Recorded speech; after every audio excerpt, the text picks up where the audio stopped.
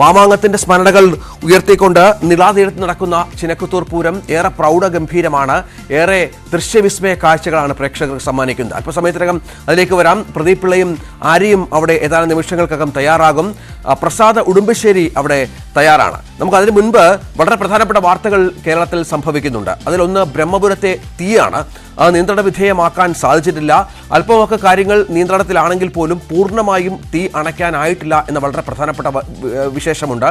അത് കൊച്ചി നിവാസികൾ ആകെ പരിഭ്രാന്തിയിലാണ്. ഇന്നും അവിടുത്തെ പ്രാദേശികമായ സ്കൂളുകൾക്കൊക്കെ അവധി പ്രഖ്യാപിച്ച ഒരു പശ്ചാത്തലമുണ്ട്. നഗരത്തിൽ വിഷപ്പുക ഏറെ ആശങ്കയുണ്ടാക്കുന്നുണ്ട്. 1 മുതൽ 7 വരെയുള്ള ക്ലാസ്സുകളിലെ വിദ്യാർത്ഥികൾക്ക് ജില്ലാ കളക്ടർ സമീപ പ്രദേശങ്ങളിൽ അവധി പ്രഖ്യാപിച്ച സാഹചര്യം അവിടെ ഉണ്ട്. ഒപ്പം ഇന്ന് നിയമസഭയിലേക്ക് വന്നാൽ സർക്കാരിനെതിരെ ഇന്നും പ്രതിപക്ഷം രംഗത്ത് വരും. സ്വതന്ത്ര മാധ്യമ പ്രവർത്തനത്തിന് സംസ്ഥാനത്ത് തടസ്സമുണ്ടാക്കുന്നുവെന്ന പരാതി പ്രതിപക്ഷം സഭയിൽ ഉന്നയിക്കും. KSRTC സമരത്തിൽ CITUവുമായി ഗതാഗത മന്ത്രി ഇന്ന് ചർച്ച നടത്തുന്നുണ്ട്. കോഴിക്കോട്ടാകട്ടെ ആശുപത്രികളിൽ ഇന്ന് ഡോക്ടർമാർ സമരം നടത്തുന്നുണ്ട്. ഫാത്തിമ ആശുപത്രിയിലെ ഡോക്ടറെ കൂട്ടിരിപ്പുകാർ മർദ്ദിച്ചതിൽ പ്രതിഷേധിച്ചാണ് IMAയുടെ പണിമുടക്ക്. എല്ലാ മെഡിക്കൽ കോളേജുകളിലും മറ്റു സർക്കാർ ആശുപത്രികളിലെയും ഡോക്ടർമാരും പ്രതിഷേധിക്കുന്നുണ്ട്. ഒപ്പം CPMന്റെ ജനകീയ പ്രതിരോധ യാത്രയുമായി ബന്ധപ്പെട്ട വിശേഷമുണ്ട്. ഇന്ന് എറണാകുളം ജില്ലയിലാണ് യാത്ര. മറ്റൊന്ന് തിരുവനന്തപുരത്ത് നാളെ ആറ്റുകാൽ പൊങ്കാലയാണ്. ചോറ്റാനിക്കര മകം തൊഴലുണ്ട്. ഇങ്ങനെ നിരവധി വിശേഷങ്ങൾ പ്രഭാത കേരളത്തിലുണ്ട്. പ്രഭാത കേരളത്തിലേക്ക് ഒരിക്കൽ കൂടി സ്വാഗതം. നമ്മോടൊപ്പം ബ്രഹ്മപുരത്തെ കാര്യങ്ങളുമായി ഡാനി പോളും VV വിനോദ് തിരുവനന്തപുരത്തെ വിശേഷങ്ങളുമായി ചേരും. ഒപ്പം S വിനേഷ് കുമാർ കോഴിക്കോട്ടെ നിരവധി കാര്യങ്ങളുമായി ബന്ധപ്പെട്ട് ചേരും. അതിനു മുൻപ് നമുക്ക് പ്രധാന തലക്കെട്ടുകളിലേക്ക് പോകാം.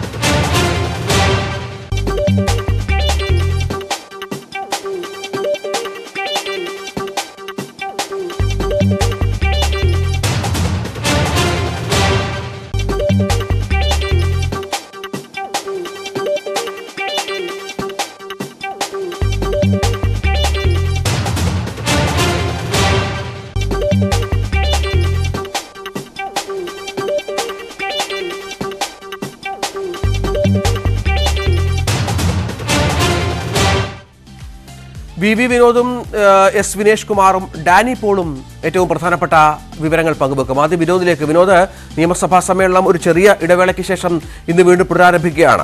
പ്രതിപക്ഷത്തിന്റെ ഭാഗത്ത് ഒരുപാട് ആയുധങ്ങളുണ്ട്. കഴിഞ്ഞ ദിവസം ഏഷ്യാനെറ്റിന്റെ ഓഫീസിൽ പോലീസ് നടത്തിയ പരിശോധന, എടുത്ത കേസുകൾ അടക്കമുണ്ട്. ഒപ്പം രമേശ് ചെന്നിത്തലയ്ക്കും നിയമസഭയിൽ ചില കാര്യങ്ങൾ ഈ അഴിമതിയും മറ്റുമായി ബന്ധപ്പെട്ട് ബോധ്യപ്പെടുത്താനുണ്ട്. എന്തൊക്കെയാവും സഭയിൽ സംഭവിക്കുക?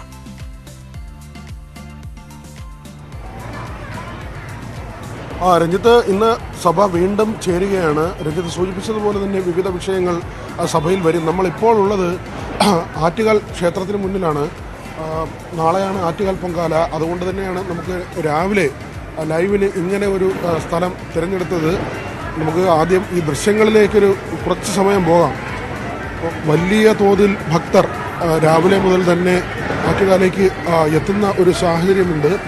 കഴിഞ്ഞ ദിവസങ്ങളിലും ഇങ്ങനെ തന്നെയായിരുന്നു. വലിയ തിരക്ക് അനുഭവപ്പെട്ടിരുന്നു. ഇന്നും ഇങ്ങനെ രാവിലെ മുതൽ തന്നെ, നാളെയാണ് പൊങ്കാല, ഇന്ന് രാവിലെ വലിയ തിരക്കാണ് ആറ്റുകാലിൽ അനുഭവപ്പെടുന്നത്. നാളെ രാവിലെ 10:30 ഈ അടുപ്പുവെട്ട് ചടങ്ങ് ഉൾപ്പെടെ ആരംഭിക്കും. അതിനുശേഷമാണ് പൊങ്കാല. കോവിഡ് കഴിഞ്ഞ ശേഷം അതിൻ്റെ ഒരു പൂർണ്ണ തോതിൽ പഴയതുപോലെ അതിൻ്റെ പ്രൗഢിയോടുകൂടി പൊങ്കാല നടക്കുന്ന ഒരു ദിവസം കൂടിയാണ്. നമുക്ക് ഇടതുവശത്തെ ആ ദൃശ്യങ്ങളിലേക്ക് പോകാം. ഇടതുവശത്ത് നമുക്ക് ഈ അമ്പലത്തിൻ്റെ ഇടതുവശത്ത് നമുക്ക് പോകാം. വലിയ തിരക്കാണ്. ഒരുപക്ഷെ തിരുവനന്തപുരത്തെ സംബന്ധിച്ച് ഇത്രയധികം ആളുകൾ ഒത്തുകൂടുന്ന ഒരു മഹോത്സവം, സ്ത്രീകളുടെ ശബരിമല എന്നാണ് ആറ്റുകാൽ അറിയപ്പെടുന്നത്. ആ നിലയ്ക്ക് തന്നെയാണ് ഇവിടുത്തെ തിരക്കും. നേരത്തെ സൂചിപ്പിച്ചതുപോലെ കോവിഡിൻ്റെ ഒരു സമയം കഴിഞ്ഞിട്ട് ആളുകൾ വലിയ തോതിൽ ഇത്രയധികം പഴയ രീതിയിൽ പൊങ്കാലയുടെ ഒരു അന്തരീക്ഷം, ആളുകളുടെ തിരക്കും അനുഭവപ്പെടുന്ന ഒരു സാഹചര്യം. ഇനി രഞ്ജിത്ത് സൂചിപ്പിച്ചതുപോലെ നമുക്ക് വാർത്തയിലേക്ക് വന്നാൽ, നിയമസഭാ വാർത്ത നമ്മൾ തൽക്കാലത്ത് ഇവിടെ നിന്ന് റിപ്പോർട്ട് ചെയ്യുകയാണ്. ഇന്ന് എന്നാലും വിനോദ കമ്പനി, ആറ്റുകാൽ അതായത് പൊങ്കാല വിശേഷങ്ങളിലേക്കൊക്കെ നമുക്ക് വരാം. ഒപ്പം തിരുവനന്തപുരത്തെ മറ്റ് പ്രധാനപ്പെട്ട വാർത്തകളിലേക്ക് വരേണ്ടതുണ്ട്. കാരണം സഭാ സമ്മേളനത്തിന്റെ വാർത്തകളുണ്ട്. നമുക്ക് കൊച്ചിയിലേക്കൊന്ന് പോകണം. അവിടെ ഡാനി പോൾ തയ്യാറാണ്. കാരണം കഴിഞ്ഞ 2-3-4 ദിവസങ്ങളായി കൊച്ചി വാർത്തകളിൽ നിറയുന്നത് ബ്രഹ്മപുരം മാലിന്യ പ്ലാന്റുമായി ബന്ധപ്പെട്ടാണ്. അവിടെ വലിയ തോതിൽ തീ പടരുന്നു. അത് പുകയായി. ഇന്നത്തെ പ്രധാനപ്പെട്ട വാർത്ത അതിർത്തി വിട്ടും, അതായത് എറണാകുളം ജില്ലയുടെ അതിർത്തി വിട്ട് ആലപ്പുഴയിലെ അരൂരിലേക്ക് ഈ പുകപടലങ്ങൾ വ്യാപിക്കുന്നു എന്നുള്ളതാണ്. അങ്ങനെ ഗുരുതരമായ സാഹചര്യത്തിലൂടെ കൊച്ചി പോകുന്നു. ഡാനിയുണ്ട്. ഡാനി, അവിടെ ഈ നേരത്തെ പറഞ്ഞതുപോലെ തീ നിയന്ത്രണ വിധേയമാണ്. പക്ഷേ പുകയെ നമുക്ക് അങ്ങനെ നിയന്ത്രിക്കാൻ പറ്റില്ലല്ലോ. ആ തീയുമായി ബന്ധപ്പെട്ട് ഉള്ള പുക അതിർത്തി കടക്കുന്നു എന്ന് പറയുമ്പോൾ ഇന്നും കുറച്ചുകൂടി ജാഗ്രത പുലർത്തേണ്ടി വരും, കാര്യങ്ങൾ ശ്രദ്ധിക്കേണ്ടി വരും. അങ്ങനെ കരുതേണ്ടേ? എന്തെങ്കിലും പുതിയ നടപടികളിലേക്ക് ജില്ലാ ഭരണകൂടം കടക്കുന്നുണ്ടോ?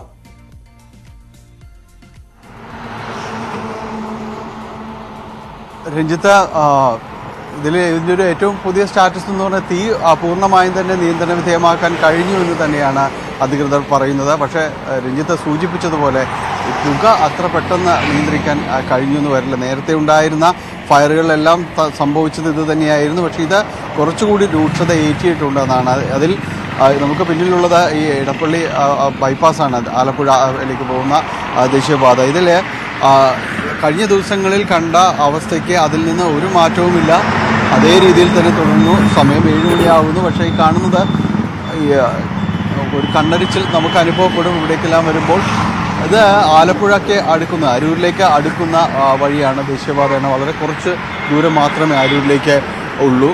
അപ്പോൾ ഈ ഒരു പുകയുടെ ഒരു രൂക്ഷത അത് അടുത്ത ജില്ലയിലേക്കും അങ്ങോട്ടും എത്തുന്നു എന്നതാണ്. അതുകൊണ്ട് തന്നെ ഇതിൻ്റെ ഒരു വ്യാപനം വളരെയധികം കൂടിയിട്ടുണ്ട്. ഇന്ന് ഇതിനോടടുത്ത പ്രദേശങ്ങളിലെല്ലാം തന്നെ, അതായത് വിവിധ ഗ്രാമപഞ്ചായത്തുകൾ, പ്രത്യേകിച്ച് ഈ കുന്നത്തുനാടും അതോടൊപ്പം തന്നെ തൊട്ടടുത്ത വടവുകോട്, പുത്തൻകുരിശ് തുടങ്ങിയ ഗ്രാമപഞ്ചായത്തുകൾ, ഇവിടങ്ങളിൽ അവധി തൊട്ട് അടുത്ത മുനിസിപ്പാലിറ്റികൾ, തൃപ്പൂണിത്തുറയും മരടും തൃക്കാക്കരയും എല്ലാം ഉൾപ്പെടുന്ന മുനിസിപ്പാലിറ്റികളും കൊച്ചി നഗരസഭയുടെ വിവിധ ഭാഗങ്ങൾ, ഇവിടങ്ങളിലെല്ലാം 7 വരെ ക്ലാസ്സുകളിലുള്ള കുട്ടികൾക്ക് അവധി നൽകിയിട്ടുണ്ട്. പക്ഷേ ഇതിൽ ഏറ്റവും പ്രധാനപ്പെട്ടത് എന്ന് പറയുന്നത് ഇത് പൂർണ്ണമായും തീ നിയന്ത്രണ വിധേയമാക്കുക, അതിനുശേഷം അവിടെ അടുത്ത നടപടികളിലേക്ക് കടക്കുക എന്നതെല്ലാമാണ് ഉള്ളത്. പലരും രാവിലെ തന്നെയുള്ള ഈ ദൃശ്യങ്ങൾ, അത് വഴി പോക്കരെല്ലാം തന്നെയും ഇതിൻ്റെ ഒരു രൂക്ഷത അനുഭവിക്കുന്നവരാണ്. ഇവിടെ എങ്ങനെയുണ്ട്? വയ്യോ, ഭയങ്കര പുകയാണ്. പുകകാലം ചിലവന്നൂരാണ് ഞങ്ങൾ. അവിടെ എല്ലാം ഫുള്ള് നിറഞ്ഞു നിൽക്കുമോ പുക. ഇതിന് മുൻപൊന്നും ഈ ശ്വാസം മുട്ടല. രാവിലെ ഇറങ്ങി നടക്കാനൊന്നും പോകാൻ പറ്റത്തില്ല. ഭയങ്കര ശ്വാസം മുട്ടല. വാക്കിങ്ങിനും പോകാൻ പറ്റുന്നില്ല. മുൻപും തീപിടുത്തങ്ങൾ ഉണ്ടായിരുന്നു. പക്ഷെ ഇത്രത്തോളം ഒരു ആയിട്ടില്ല, ഇത് വന്നിട്ടില്ല. ഇത് ആദ്യമായിട്ടാണ് ഇങ്ങനെ വന്നത്. രാവിലെയുള്ള നടത്തങ്ങളൊക്കെ ഒഴിവാക്കി തുടങ്ങിയോ? രാവിലെയുള്ള നടത്തങ്ങളൊക്കെ അതെല്ലാം ഒഴിവാക്കിയില്ല, പറ്റത്തില്ല. ഇപ്പൊ മാസ്ക് എടുക്കാൻ മറന്നുപോയി. അതുകൊണ്ട് രഞ്ജിത്ത, ഇത് നഗരത്തിൽ ഇപ്പോൾ കാണുന്നൊരു പതിവ് കാഴ്ചയാണ്. കാരണം ഈ ഓട്ടക്കാർ, രാവിലെയുള്ള നടത്തക്കാരെല്ലാം തന്നെ അതിൻ്റെ എണ്ണം കുറഞ്ഞിട്ടുണ്ട്. കണ്ണരിച്ചിൽ അനുഭവപ്പെടുന്നു. അങ്ങനെയുള്ള കാര്യങ്ങളെല്ലാം തന്നെയുണ്ട്. ആരോഗ്യ പ്രശ്നങ്ങൾ വരും ദിവസങ്ങളിൽ വളരെ കൂടുതലായിട്ട് റിപ്പോർട്ട് ചെയ്യപ്പെട്ടേക്കാമെന്ന് തന്നെയാണ് ജില്ലാ ഭരണകൂടത്തിൻ്റെയും വിലയിരുത്തൽ. ഓക്സിജൻ സെൻറ്ററുകൾ അടക്കം, മാസ്ക് സംവിധാനത്തോടെയുള്ള ഓക്സിജൻ സെൻറ്ററുകൾ അടക്കം ലഭ്യമാക്കിയിട്ടുണ്ട്. അത് ബ്രഹ്മപുരത്തടക്കം ലഭ്യമാക്കിയിട്ടുണ്ട്. അങ്ങനെ മുൻകരുതലുകൾ എടുത്തിട്ടുണ്ട്. പക്ഷേ അതിൽ ഏറ്റവും ജാഗ്രതയോടുകൂടി കാണേണ്ടത് ഈ ബ്രഹ്മപുരത്തെ ഒരു അവസ്ഥ തന്നെയാണ്. ഏത് സമയവും പൊട്ടിത്തെറിക്കാവുന്ന രീതിയിലേക്ക് ബ്രഹ്മപുരത്തെ പ്രശ്നങ്ങൾ മാറുന്നു. അതിൽ അടിയന്തര നടപടികൾ രാഷ്ട്രീയ ഭേദമന്യേ ഉണ്ടാകണമെന്ന ഒരു വലിയ ആവശ്യം ജനങ്ങളുടെ ഭാഗത്തു നിന്നാണ് ഉയരുന്നത്. അത്ര കണ്ട് മടുത്തിരിക്കുന്നു ഈ വിഷയം കൈകാര്യം ചെയ്ത രീതി. ഒപ്പം നഗരത്തിലെ മാലിന്യ പ്രശ്നം അത് കൂടുന്നു. അതാണല്ലോ പ്രധാനപ്പെട്ട ഒരു പ്രശ്നം ഡാനി. കാരണം ഈ മാലിന്യ നീക്കം കഴിഞ്ഞ കുറേ ദിവസമായി നിലച്ചിരിക്കുകയാണ്. ഫ്ളാറ്റുകളുടെയൊക്കെ വലിയ കേന്ദ്രമുള്ള പ്രദേശമാണ് കൊച്ചി. അവിടെയൊക്കെ എന്ത് ചെയ്യുമെന്ന കാര്യത്തിൽ ഉടമകളും ഫ്ളാറ്റ് ഉടമകളൊക്കെ വലിയ ആശയക്കുഴപ്പത്തിലായിരിക്കും. ഈ മാലിന്യങ്ങളൊക്കെ വഴിയിൽ കെട്ടിക്കിടക്കാൻ ആരംഭിച്ചിട്ടുണ്ടോ? ഒപ്പം ജനകീയ സമരസമിതി ഇന്നും അവിടെ സമരം നടത്തുമെന്ന് പറയുന്നു. ബ്രഹ്മപുരത്തേക്ക് മാലിന്യങ്ങൾ എത്തിക്കുന്നില്ല. അങ്ങനെ ആകപ്പാടെ വല്ലാത്ത ആശയക്കുഴപ്പത്തിലും പ്രതിസന്ധിയിലുമാണ് നഗരസഭ എന്ന് വേണ്ടേ മനസ്സിലാക്കാൻ?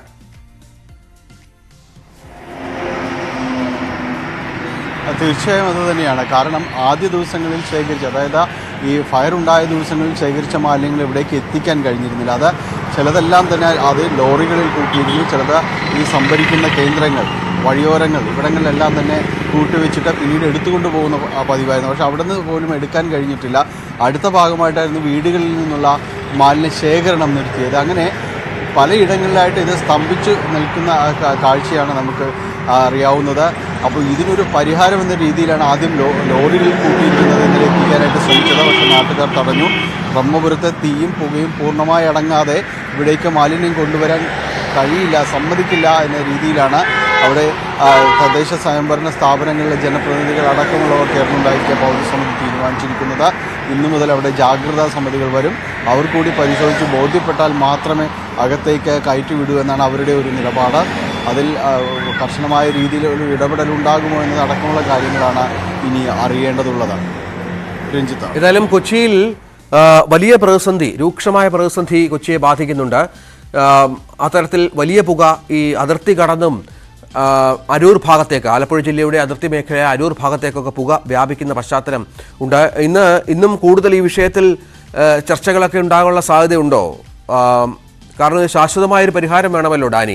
ഇനിയും ഇത്തരം സംഭവങ്ങൾ ആവർത്തിക്കാം. നമ്മൾ ഇന്നലെയൊക്കെ ചർച്ച ചെയ്തതുപോലെ ഈ മാലിന്യ സംസ്കരണത്തിലൊക്കെ ഇപ്പോഴും വലിയ പ്രതിസന്ധി നിലനിൽക്കുന്ന പശ്ചാത്തലമുണ്ട്.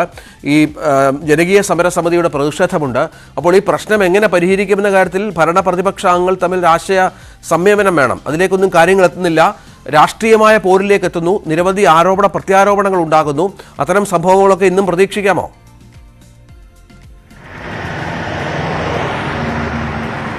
അതുതന്നെയാണ് കഴിഞ്ഞ കുറേ ദിവസങ്ങളായി തീ കെടുത്തുന്നതിനേക്കാൾ കൂടുതലായിട്ട് നടക്കുന്നതെന്ന് പറയേണ്ടി വരും. കാരണം ഈ വിഷയം രാഷ്ട്രീയ വിഷയമായിട്ടത് ഉയർന്നിരുന്നു. അപ്പോൾ ഏത് കാലത്ത് ആരുടെ ഭരണകാലത്ത് ഇതിന് തുടക്കമിട്ടു എന്നത് സംബന്ധിച്ച പരസ്പരം പോരടിക്കുന്ന ഒരു അന്തരീക്ഷമാണ് കാണുന്നത്. ബ്രഹ്മപുരത്തെ പ്രശ്നങ്ങൾക്ക് ശാശ്വത പരിഹാരം എന്ന രീതിയിൽ ഒരു പ്ലാന്റ് രൂപീകൃതമാകുന്ന ആ സമയത്ത് തന്നെയും ആ രീതിയിൽ ചിന്തിച്ചിരുന്നെങ്കിൽ 2017 ആ രീതിയിലുള്ള ഒരു ചിന്തകളിലേക്ക് പോയിരുന്നെങ്കിൽ ഒരുപക്ഷെ ഇത് പൂർണ്ണമായും തന്നെ പരിഹരിക്കപ്പെടുന്നൊരവസ്ഥയിലേക്ക് അടക്കം വരുമായിരുന്നു. കരാർ കൊടുക്കുമ്പോൾ അത് പൂർണ്ണമായിട്ട് തന്നെ നടപ്പാക്കാൻ ശ്രമിക്കുക, അതിൻ്റെ ഇച്ഛാശക്തിയോടുകൂടി അതിലെത്രമാത്രം പുരോഗതി ഉണ്ടായിരുന്നത് അടക്കമുള്ള കാര്യങ്ങൾ പരിശോധിക്കുക. വിവിധ പദ്ധതികൾ മറ്റ് രാജ്യങ്ങളിൽ പോയി പദ്ധതികൾ കണ്ട് മനസ്സിലാക്കി തിരിച്ചു വരുമ്പോൾ അത് നമ്മൾക്ക് എത്ര വേണ്ട പ്രാവർത്തികമാണ് എന്നതടക്കം ഒരു ഉൾക്കാഴ്ചയോടുകൂടി ചിന്തിച്ച് തീരുമാനമെടുത്തിരുന്നെങ്കിൽ ബ്രഹ്മപുരത്തെ ഈ പ്രശ്നങ്ങൾ പലരും മാലിന്യം അത് ഒരു നിക്ഷേപമാണെന്നതടക്കമുള്ള ചിന്തയാണ് ഈ രംഗത്ത് പ്രവർത്തിക്കുന്നവർ പല ലോകത്തു നിന്ന് പരിചയപ്പെടുത്തുന്നത്. പക്ഷേ എന്തുകൊണ്ട് നമുക്കതിന് കഴിയുന്നില്ല എന്ന വലിയ ചോദ്യവും ഇവിടെ ഉപേക്ഷിക്കപ്പെടുകയാണ്, അടയാളപ്പെടുത്തുകയാണ്. അതിനെല്ലാം ഒരു കൂട്ടായ ചർച്ചകൾ വേണം. പക്ഷേ ഇപ്പോഴും ആ രീതിയിലേക്ക് നഗരസഭാ സംവിധാനമോ മറ്റെവിടെയോ മാറിയിട്ടില്ല എന്നത് ദുഃഖകരമായ ഒരു കാര്യം തന്നെയാണ്. അതുകൊണ്ട് തന്നെയാണ് ബ്രഹ്മപുരത്തെ ഈ പുകയും തീയുമെല്ലാം ഇത്ര വൈകിയും അണക്കാൻ കഴിയാതെ പോകുന്നതുമെല്ലാം അതുകൊണ്ടാണ്. എന്തായാലും ഇനിയെങ്കിലും ശാശ്വതമായൊരു നടപടികളിലേക്ക് കടന്നു പോകുമെന്ന് തന്നെയാണ് വിശ്വസിക്കപ്പെടുന്നത്. അതിൻ്റെ തുടർ ചർച്ചകൾ ഈ ദിവസങ്ങളിൽ ഉണ്ടാകുമെന്ന് തന്നെയാണ് വിശ്വസിക്കുന്നത്. കഴിഞ്ഞ ദിവസം മന്ത്രിയുടെ അധ്യക്ഷതയിൽ തന്നെ ഇതിൽ യോഗം ചേർന്നിരുന്നു. അവരെല്ലാം ഉടൻ അടിയന്തര നടപടികൾ, ഇനി എന്ത് തീ പിടിക്കാതിരിക്കാനെങ്കിലും ഇനി എന്ത് ചെയ്യാം, ഈ രീതിയിലേക്കുള്ള ഒരു ചിന്തകളിലേക്ക് പോയിട്ടുണ്ടായെന്ന് മനസ്സിലാക്കുന്നു. അങ്ങനെ നടപടികൾ ഉടൻ പ്രവൃത്തിപഥത്തിലേക്ക് എത്തും എന്ന് തന്നെയാണ് പൊതുവിൽ കരുതപ്പെടുന്നത്. ഏതായാലും കൊച്ചിയിലെ പ്രതിസന്ധി അവസാനിക്കുന്നില്ല എന്നുള്ളതാണ് പ്രധാനപ്പെട്ട വിവരം. ഇപ്പോഴും പുക, കൊച്ചി ആകെ പുകമയമാണ്.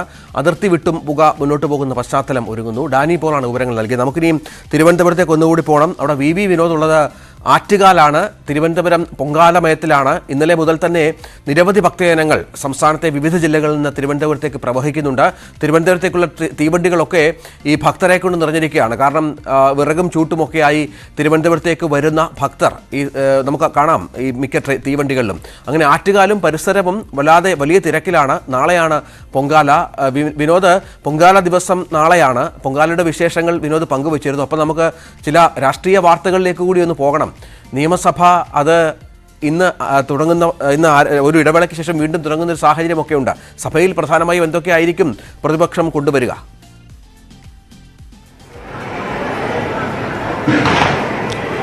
രഞ്ജിത്ത് സൂചിപ്പിച്ചതുപോലെ വീണ്ടും സഭ ചേരുകയാണ്. ശനി ഞായർ ദിവസങ്ങളിൽ സഭ ചേർന്നിരുന്നില്ല. വീണ്ടും സഭ ചേരുമ്പോൾ പ്രക്ഷുബ്ധമാകാനുള്ള സാഹചര്യം തന്നെയാണ് നിൽക്കുന്നത്. കാരണം റോക്കിൽ, അതായത് ഈ വഴിയോര വിശ്രമ കേന്ദ്രങ്ങൾ സംസ്ഥാനത്ത് ദേശീയപാതയോരങ്ങളും അതോടൊപ്പം തന്നെ സംസ്ഥാന പാതകളും ഇതിൻ്റെ ഓരങ്ങളിൽ ഏതാണ്ട് 30 ഇടങ്ങളിലാണ് വിശ്രമ കേന്ദ്രങ്ങൾ അനുവദിക്കാൻ സർക്കാർ തീരുമാനിച്ചത്. ഇതിൻ്റെ ഭൂമി ഇടപാടുമായി ബന്ധപ്പെട്ട വിവാദമാണ് ഇപ്പോൾ ഉയർന്നു വരുന്നത്. അതായത് ന്യായവില എത്രയാണോ ആ വിഹിതം സർക്കാരിൻ്റെ ഓഹരിയായി കണക്കാക്കുമെന്നാണ് പറയുന്നത്. പക്ഷേ ഈ ഓഖിൽ എന്ന് പറയുന്ന കമ്പനി, അതായത് പ്രവാസി മലയാളികളെ ഒരുമിച്ച് ചേർത്ത് പലരും അതിൽ നിക്ഷേപം നടത്തി അവർക്ക് വേണ്ടിയുള്ളൊരു കമ്പനി എന്ന നിലയ്ക്കാണ് നോർക്കയുടെ കീഴിലാണ് ഈ കമ്പനി വരുന്നത്. പക്ഷേ ഈ കമ്പനി മറ്റ് രണ്ട് സ്വകാര്യ കമ്പനികളുമായി കരാർ ഒപ്പുവെച്ചിട്ടുണ്ട്. ഈ കരാറിലെ വ്യവസ്ഥകൾ എന്താണെന്ന് ഇതുവരെ പുറത്തു വന്നിട്ടില്ല. പ്രതിപക്ഷ നേതാവ് ഉൾപ്പെടെയുള്ളവർ ചോദിക്കുന്നത് ആ കാര്യമാണ്. ഈ വ്യവസ്ഥകൾ എന്തുകൊണ്ടാണ് പുറത്തുവിടാത്തത്? മാത്രവുമല്ല, കമ്പനി പറയുന്നത് ഈ വഴിയോരത്തെ, അതായത് റോഡുകൾക്ക് വശത്തെ സ്ഥലങ്ങളുടെ ന്യായവില നിശ്ചയിച്ചിട്ടില്ല എന്ന കാര്യമാണ്. പക്ഷേ മുൻ പ്രതിപക്ഷ നേതാവ് രമേശ് ചെന്നിത്തല ഉൾപ്പെടെയുള്ളവർ ഉന്നയിക്കുന്ന ഒരു കാര്യം, ന്യായവില നിശ്ചയിച്ചതാണ്. ഇത് സംബന്ധിച്ച് കഴിഞ്ഞ വർഷം ജൂലൈയിൽ മന്ത്രിസഭാ യോഗത്തിൻ്റെ കുറിപ്പുണ്ട്. മാത്രവുമല്ല, ഉത്തരവും പുറത്തിറങ്ങിയിട്ടുണ്ട്. ഇതിൻ്റെ ന്യായവില സംബന്ധിച്ചുള്ള സർക്കാർ ഉത്തരവും പുറത്തിറങ്ങിയിട്ടുണ്ട്.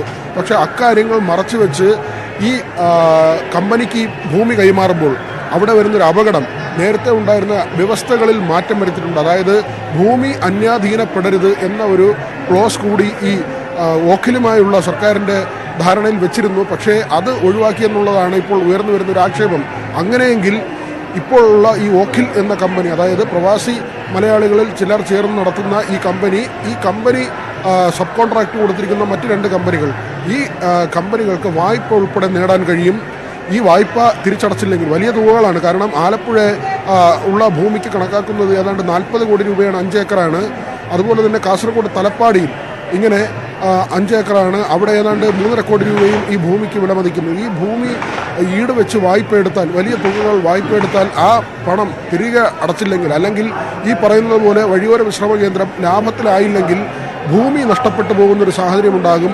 അതായത് സർക്കാർ ഭൂമിയിൽ മറ്റാരോ വായ്പ എടുത്ത് പോവുകയും ഈ ഭൂമി സർക്കാരിന് നഷ്ടപ്പെടുന്ന സാഹചര്യം ഉണ്ടാകും എന്ന ഒരു ആരോപണവും ആക്ഷേപവുമാണ് ഉയർന്നു വരുന്നത്. ഇക്കാര്യത്തിൽ സർക്കാരിൻ്റെ വിശദീകരണം വേണ്ടതുണ്ട്. മാത്രവുമല്ല, റവന്യൂ നിയമ വകുപ്പുകളൊക്കെയും ഭേദഗതികൾ നിശ്ചയിച്ചിരുന്നു, അല്ലെങ്കിൽ നിർദ്ദേശിച്ചിരുന്നു. ഈ ഭേദഗതികളൊന്നും നടപ്പാക്കാതെയാണ് ഇങ്ങനെ ഒരു കരാറിലേക്ക് സർക്കാർ. തീർച്ചയായും വിനോദ, നിയമസഭയിൽ പ്രക്ഷുബ്ധമായ രംഗങ്ങൾക്ക് സാക്ഷ്യം ഒരുപക്ഷെ ഇതുമായി ബന്ധപ്പെട്ട് വഹിച്ചേക്കാം. വിനോദ, മറ്റൊന്ന് ഈ KSRTC വിഷയമാണ്. KSRTCയുടെ ഇന്നലെ മുതൽ പകുതി ഗഡുക്കളായി ശമ്പളം വിതരണം ചെയ്തു. 50% ശമ്പളം ഇന്നലെ നൽകിയെന്നാണ് മനസ്സിലാകുന്നത്. അടുത്ത ശമ്പളം സർക്കാർ സഹായം ലഭിച്ചതിന് ശേഷം മാത്രമെന്ന് KSRTC മാനേജ്മെന്റ് വ്യക്തമാക്കുന്നു. യൂണിയനുകളുടെ എതിർപ്പുണ്ട്. ഇന്ന് ഇതുമായി ബന്ധപ്പെട്ട് ചർച്ച ഉണ്ട് എന്നാണ് മനസ്സിലാകുന്നത്. എന്താണ് യൂണിയനുകളുടെ ഈ KSRTC മാനേജ്മെന്റ് നിലപാടിലെ അവരുടെ ഒരു രീതി ഏതാണ്? ഏത് രീതിയിലാണ് അതിനെ അവർ ഇപ്പോൾ ഡിഫെൻഡ് ചെയ്യാൻ പോകുന്നത്?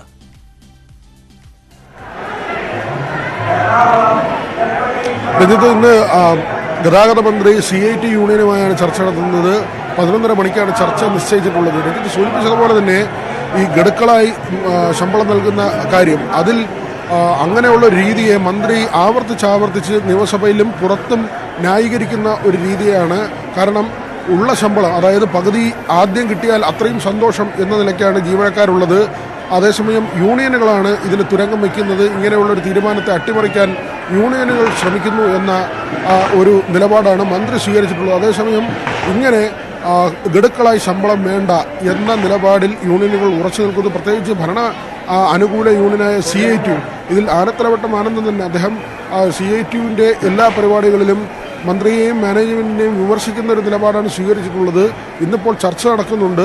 ഏതായിരുന്നാലും മാനേജ്മെൻറ്റിൻ്റെ ഒരു തീരുമാനം, നിർദ്ദേശം ഇങ്ങനെ ഗഡുക്കളായി കൊടുക്കാം എന്ന നിലയ്ക്ക് തന്നെയാണ്. മാത്രവുമല്ല, പെർഫോമൻസ് നോക്കിയുള്ള കാര്യം, ഓരോ വ്യക്തിയുടെയും പെർഫോമൻസ് എന്ന നിലയ്ക്കായിരുന്നു ആദ്യം വന്നിരുന്നെങ്കിൽ ഇപ്പോൾ അത് മാറ്റി ഡിപ്പോയുടെ പെർഫോമൻസ് എന്ന നിലയ്ക്കുള്ള കാര്യത്തിലേക്ക് വന്നിട്ടുണ്ട്. അതായത് ഓരോ ഡിപ്പോയും അവരുടെ പ്രവർത്തനം അത് വിലയിരുത്തി ശമ്പളം നൽകുക എന്ന ഒരു കാര്യത്തിലേക്ക് കൂടി വന്നിട്ടുണ്ട്. അങ്ങനെയാണ് മാനേജ്മെൻറ്റ് ആലോചിക്കുന്നത്. പക്ഷേ ഈ പെർഫോമൻസിൻ്റെ അടിസ്ഥാനത്തിൽ അത് സ്വകാര്യ കമ്പനികളൊക്കെ ചെയ്യുന്ന തരത്തിലുള്ളൊരു നീക്കമാണ്, അല്ലെങ്കിൽ അങ്ങനൊരു നടപടിയാണ്. അതിനെയും അനുകൂലിക്കാൻ കഴിയില്ല എന്നൊരു നിലപാടിലാണ് യൂണിയനുകൾ ഉള്ളത്. രഞ്ജിത്ത്, അതാണ് KSRTC വിഷയവുമായി ബന്ധപ്പെട്ടുള്ള വിശദാംശങ്ങൾ.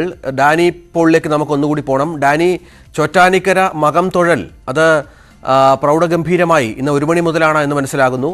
ഭക്തരൊക്കെ കാത്തു നിൽക്കുന്ന ഒരു വളരെ ഭക്തിദായകമായ അന്തരീക്ഷമാണ് അവിടെ. എന്താണ് വിശേഷങ്ങൾ?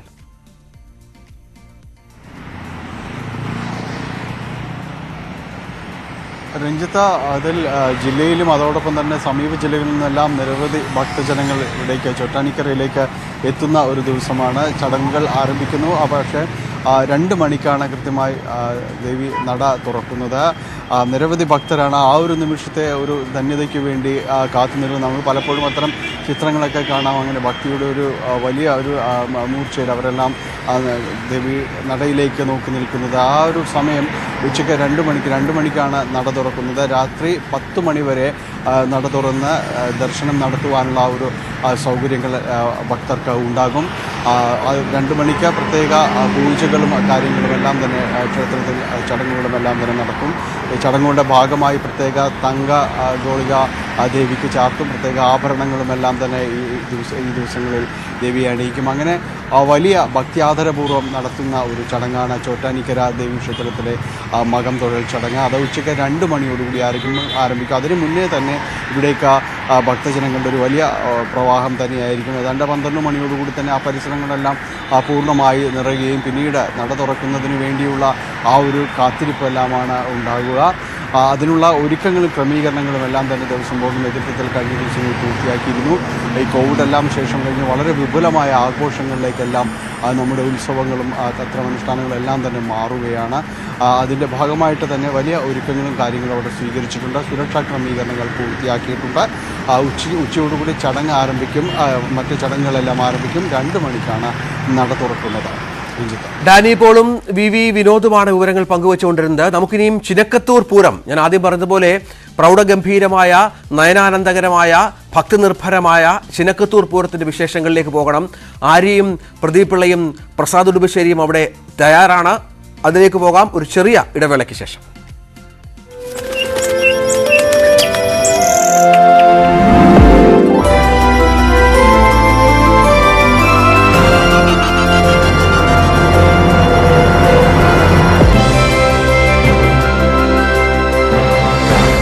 ഒപ്പം തന്നെ ജ്യോത്സ്യരും സഹായിയും മുറിവേറ്റ് വീഴുന്നവരെ ചികിത്സിക്കാനുള്ള ജ്യോത്സ്യനും സഹായിയുമാണ്.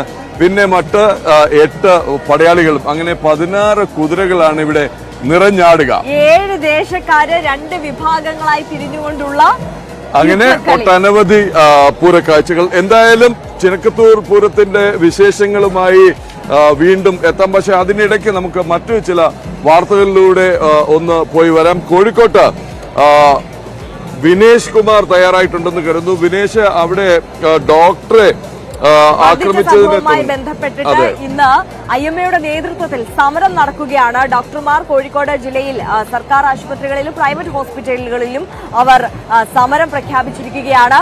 ഇന്നെന്തായാലും ഈ രോഗികളെ പരിശോധിക്കുന്നതടക്കം മുടങ്ങുമെന്നാണോ കരുതേണ്ടത്, അതോ OP വിഭാഗം തുടരുമോ? പ്രധാനമായും ഇത്തരത്തിലുള്ള ആക്രമണം തടയണം, അതിനായി ഒരു നടപടി ഉണ്ടാകണം. അതോടൊപ്പം തന്നെ ഇപ്പോൾ ഈ അക്രമം നടത്തിയ പ്രതികൾക്കെതിരെ കൃത്യമായ ശിക്ഷ ഉറപ്പാക്കണം എന്നീ ആവശ്യങ്ങൾ ഉന്നയിച്ചുകൊണ്ടാണ് ഡോക്ടർമാർ സമരവേദിയിലേക്ക് എത്തുന്നത്, അല്ലേ?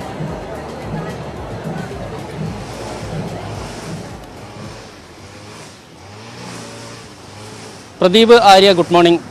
തീർച്ചയായും ഇന്ന് OP ഉൾപ്പെടെ മുടങ്ങും എന്ന് തന്നെയാണ് നമുക്ക് അറിയാൻ കഴിയുന്നത്. കാരണം എമർജൻസി വിഭാഗം മാത്രമാണ് ഇന്ന് പ്രവർത്തിക്കുക. കാഷ്വാലിറ്റിയും മറ്റ് സംവിധാനങ്ങളും എല്ലാം തന്നെ പ്രവർത്തിക്കും. പക്ഷേ OPയിലും മറ്റും രോഗികളെ ഡോക്ടർമാർ പരിശോധിക്കില്ല എന്നാണ് ഇവരുടെ സംഘടന വ്യക്തമാക്കിയിട്ടുള്ളത്. IMAയും അതുപോലെ തന്നെ സർക്കാർ ആശുപത്രിയിലെ ഡോക്ടർമാരുടെ സംഘടനയും ഇതുതന്നെയാണ് പറയുന്നത്. കോഴിക്കോട് നടന്ന ഒരു സംഭവവുമായി ബന്ധപ്പെട്ടുകൊണ്ടാണ്. ഇവിടെ കഴിഞ്ഞ ഒരു 10 ദിവസം മുമ്പ് ഒരു കുഞ്ഞ് മരിച്ചിരുന്നു. ആ കുഞ്ഞ് മരിച്ചതിന് പിന്നാലെ ഗർഭസ്ഥ ശിശുവാണ് മരിച്ചത്. പിന്നീട് അതിൻ്റെ അമ്മയ്ക്ക് അസുഖം, അതായത് പനി മാറാതെ വന്നപ്പോൾ ഇവരുടെ ബന്ധുക്കൾ ചോദ്യം ചെയ്യുകയും പിന്നീട് അത് വാക്കേറ്റത്തിൽ കലാശിക്കുകയും ചെയ്തു. ഈ സമയം ഇവിടെ എത്തിയ ഒരു കാർഡിയോളജിസ്റ്റായ അശോകനെ ഒരു സംഘം ആളുകൾ മർദ്ദിച്ചിരുന്നു. ഇതേ തുടർന്നാണ് പ്രശ്നമുണ്ടാവുന്നതും. തുടർന്ന് ഇന്നലെ IMA ഭാരവാഹികൾ വാർത്താ സമ്മേളനം വിളിച്ചാണ് ഇത് പ്രഖ്യാപിച്ചത്. അതായത് സമരപരിപാടികൾ, ഇതിൽ നടപടി ഉണ്ടായില്ലെങ്കിൽ വരും ദിവസങ്ങളിൽ സമരം ശക്തമാകും. അവരുടെ പ്രധാന ആവശ്യം ഈ കേസിലെ 6 പ്രതികളെയും അറസ്റ്റ് ചെയ്യുക എന്നുള്ളതാണ്. പക്ഷേ 2 പേർ ഇന്നലെ തന്നെ കീഴടങ്ങി കഴിഞ്ഞിരിക്കുന്നു. ബാക്കി 4 പേരെ കൂടി അറസ്റ്റ് ചെയ്യുന്നത് വരെ സമരം തുടരാൻ തന്നെയാണ് തീരുമാനം. എന്തായാലും ഇന്ന് ഇത് കാര്യമായി തന്നെ ആളുകളെ ബാധിക്കും എന്നുള്ള കാര്യത്തിൽ സംശയമില്ല. കാരണം OPയിൽ ഉൾപ്പെടെ എത്തുന്ന ആളുകളെ ബാധിക്കും. പക്ഷേ എമർജൻസി വിഭാഗത്തിൽ എന്തായാലും കൃത്യമായി തന്നെ ഒരു തരത്തിലുള്ള നിസ്സഹകരണവും ഉണ്ടാകില്ല. അതായത് അവിടെ പൂർണ്ണമായും സഹകരിക്കും എന്ന് തന്നെയാണ് ഡോക്ടർമാരുടെ സംഘടന വ്യക്തമാക്കുന്നത്. മാത്രമല്ല സ്വകാര്യ ആശുപത്രിയിലെ ഉടമകളുടെ സംഘടന ഉൾപ്പെടെ ഇതിന് പിന്തുണ പ്രഖ്യാപിച്ചിട്ടുണ്ട്. മേലിൽ ഇത്തരത്തിലുള്ള അതിക്രമങ്ങൾ ഉണ്ടാവാതിരിക്കാൻ സർക്കാരിൻ്റെ ഭാഗത്തു നിന്ന് ജാഗ്രതയോട് കൂടിയിട്ടും അതുപോലെ തന്നെ ശക്തമായ നടപടികളും ഉണ്ടാവണമെന്നാണ് ഈ സംഘടനകൾ ആവശ്യപ്പെടുന്നത്. ഇന്ന് രാവിലെ 6 മുതൽ വൈകുന്നേരം 6 വരെ 12 മണിക്കൂറാണ് സമരം. ആര്യ, തീർച്ചയായും എസ് വിനേഷ് കുമാറാണ് വിവരങ്ങൾ നൽകിയത്. ചിനക്കത്തൂരിൽ താഴത്തേക്കാവിൽ മട്ടന്നൂരിന്റെ നേതൃത്വത്തിലുള്ള ആറാട്ടുമേളം കൊട്ടിക്കയറുകയാണ്. ചിനക്കത്തൂരിന്റെ അവകാശം, അത് ചിനക്കത്തൂരിന്റെ മാത്രം പ്രത്യേകതയാണ് ഈ ആറാട്ടുമേളം. ഭഗവതി ആറാട്ടിനായി എഴുന്നള്ളിക്കുന്നതിനോട് അനുബന്ധിച്ചാണ് ആ ആറാട്ടുമേളം കൊട്ടിക്കയറുകയാണ്. നമുക്കതൊന്ന് കണ്ടുവരാം.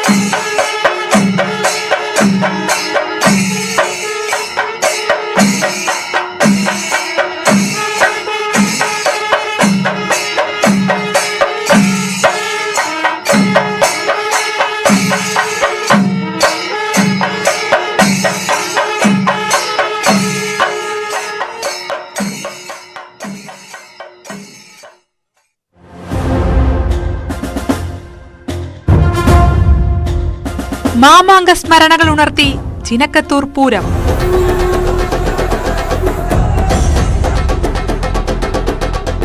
ആവേശം വാനോളമുയരുന്ന കുതിരക്കളിയും തേരും തട്ടിൽമേൽ കൂത്തും 27 ആനകൾ അണിനിരക്കുന്ന ആനപ്പൂരവും കാണാം.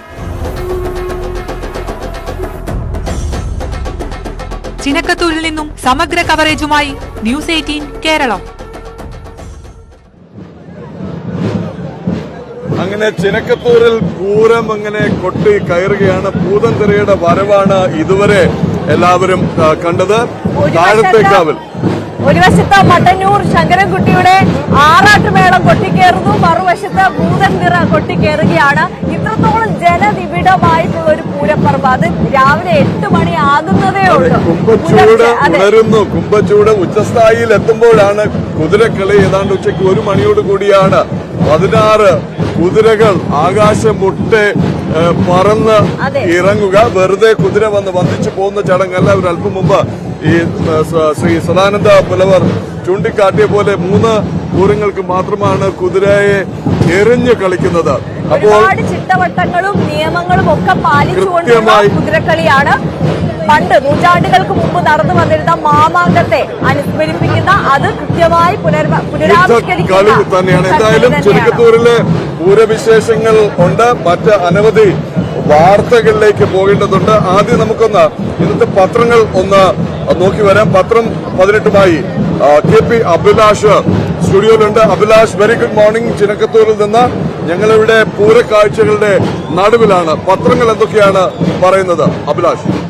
Good morning Pradeep, good morning Arya. തീർച്ചയായും ചുരക്കത്തറയിലെ പൂരത്തിന്റെ വിഭവങ്ങളാണ് രണ്ടുപേരും പങ്കുവെക്കുന്നത്. എങ്കിൽ ഇന്നത്തെ മുഖ്യധാരാ പത്രങ്ങളുടെ തലക്കെട്ടുകളിൽ അടക്കം എന്തൊക്കെ വിഭവങ്ങളാണ് നിറച്ചിട്ടുള്ളത് എന്ന് തന്നെയാണ് നമുക്ക് പരിശോധിക്കേണ്ടത്. തീർച്ചയായും പലപ്പോഴും ഈ ദൃശ്യമാധ്യമങ്ങൾ ഒരു പകൽ മുഴുവൻ ചർച്ച ചെയ്യുന്ന വാർത്തകൾ തൊട്ടടുത്ത ദിവസം മുഖ്യധാരാ പത്രങ്ങളുടെ തലക്കെട്ടുകളിൽ ഇടം പോലും പിടിക്കാറില്ല. പലപ്പോഴും അത് ഉൾപേജുകളിലെ കോളം വാർത്തകളിലേക്ക് ചുരുങ്ങാറുണ്ട്. എന്നാൽ ഇന്നത്തെ പത്രങ്ങൾ പരിശോധിക്കുമ്പോൾ അങ്ങനെയല്ല സ്ഥിതി. ഇന്നലെ ഒരു പകൽ നമ്മൾ ഉൾപ്പെടെ ചർച്ച ചെയ്ത വളരെ പ്രധാനപ്പെട്ട വാർത്തകൾ പ്രധാനപ്പെട്ട തലക്കെട്ടുകളായി പത്രങ്ങളിൽ മാറിയിരിക്കുന്നു. ആ വിശേഷങ്ങൾ പരിശോധിക്കാം. പത്രവാർത്തകളിലേക്ക് എല്ലാ പ്രേക്ഷകർക്കും സ്വാഗതം.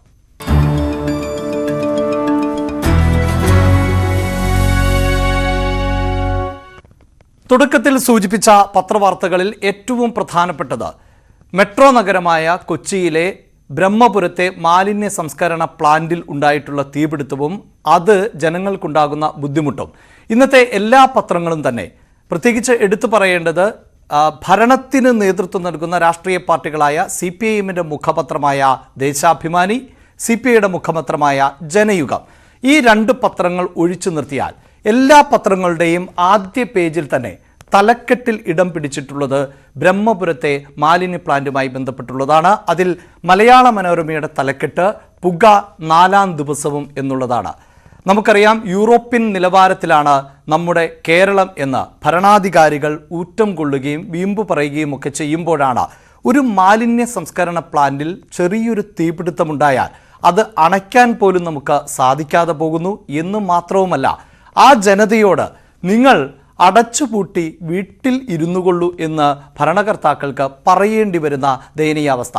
ന്യൂസ് 18 അടക്കം ഈ മാലിന്യ സംസ്കരണ പ്ലാന്റുകൾ കേരളത്തിൻ്റെ വിവിധ പ്രദേശങ്ങളിൽ സ്ഥാപിക്കാൻ തയ്യാറാകുമ്പോൾ ആ പ്രദേശത്തെ ജനങ്ങൾ വലിയ പ്രക്ഷോഭവുമായി രംഗത്തെത്തുന്നത് റിപ്പോർട്ട് ചെയ്തിട്ടുണ്ട്. അവരെ വികസന വിരോധികൾ എന്നാണ് ഭരണകൂടം വിശേഷിപ്പിക്കുന്നത്. എന്നാൽ യഥാർത്ഥത്തിൽ ഭരണകൂടം തിരിഞ്ഞു നോക്കേണ്ടത് ഈ ദുരവസ്ഥയിലേക്ക് തന്നെയാണ്.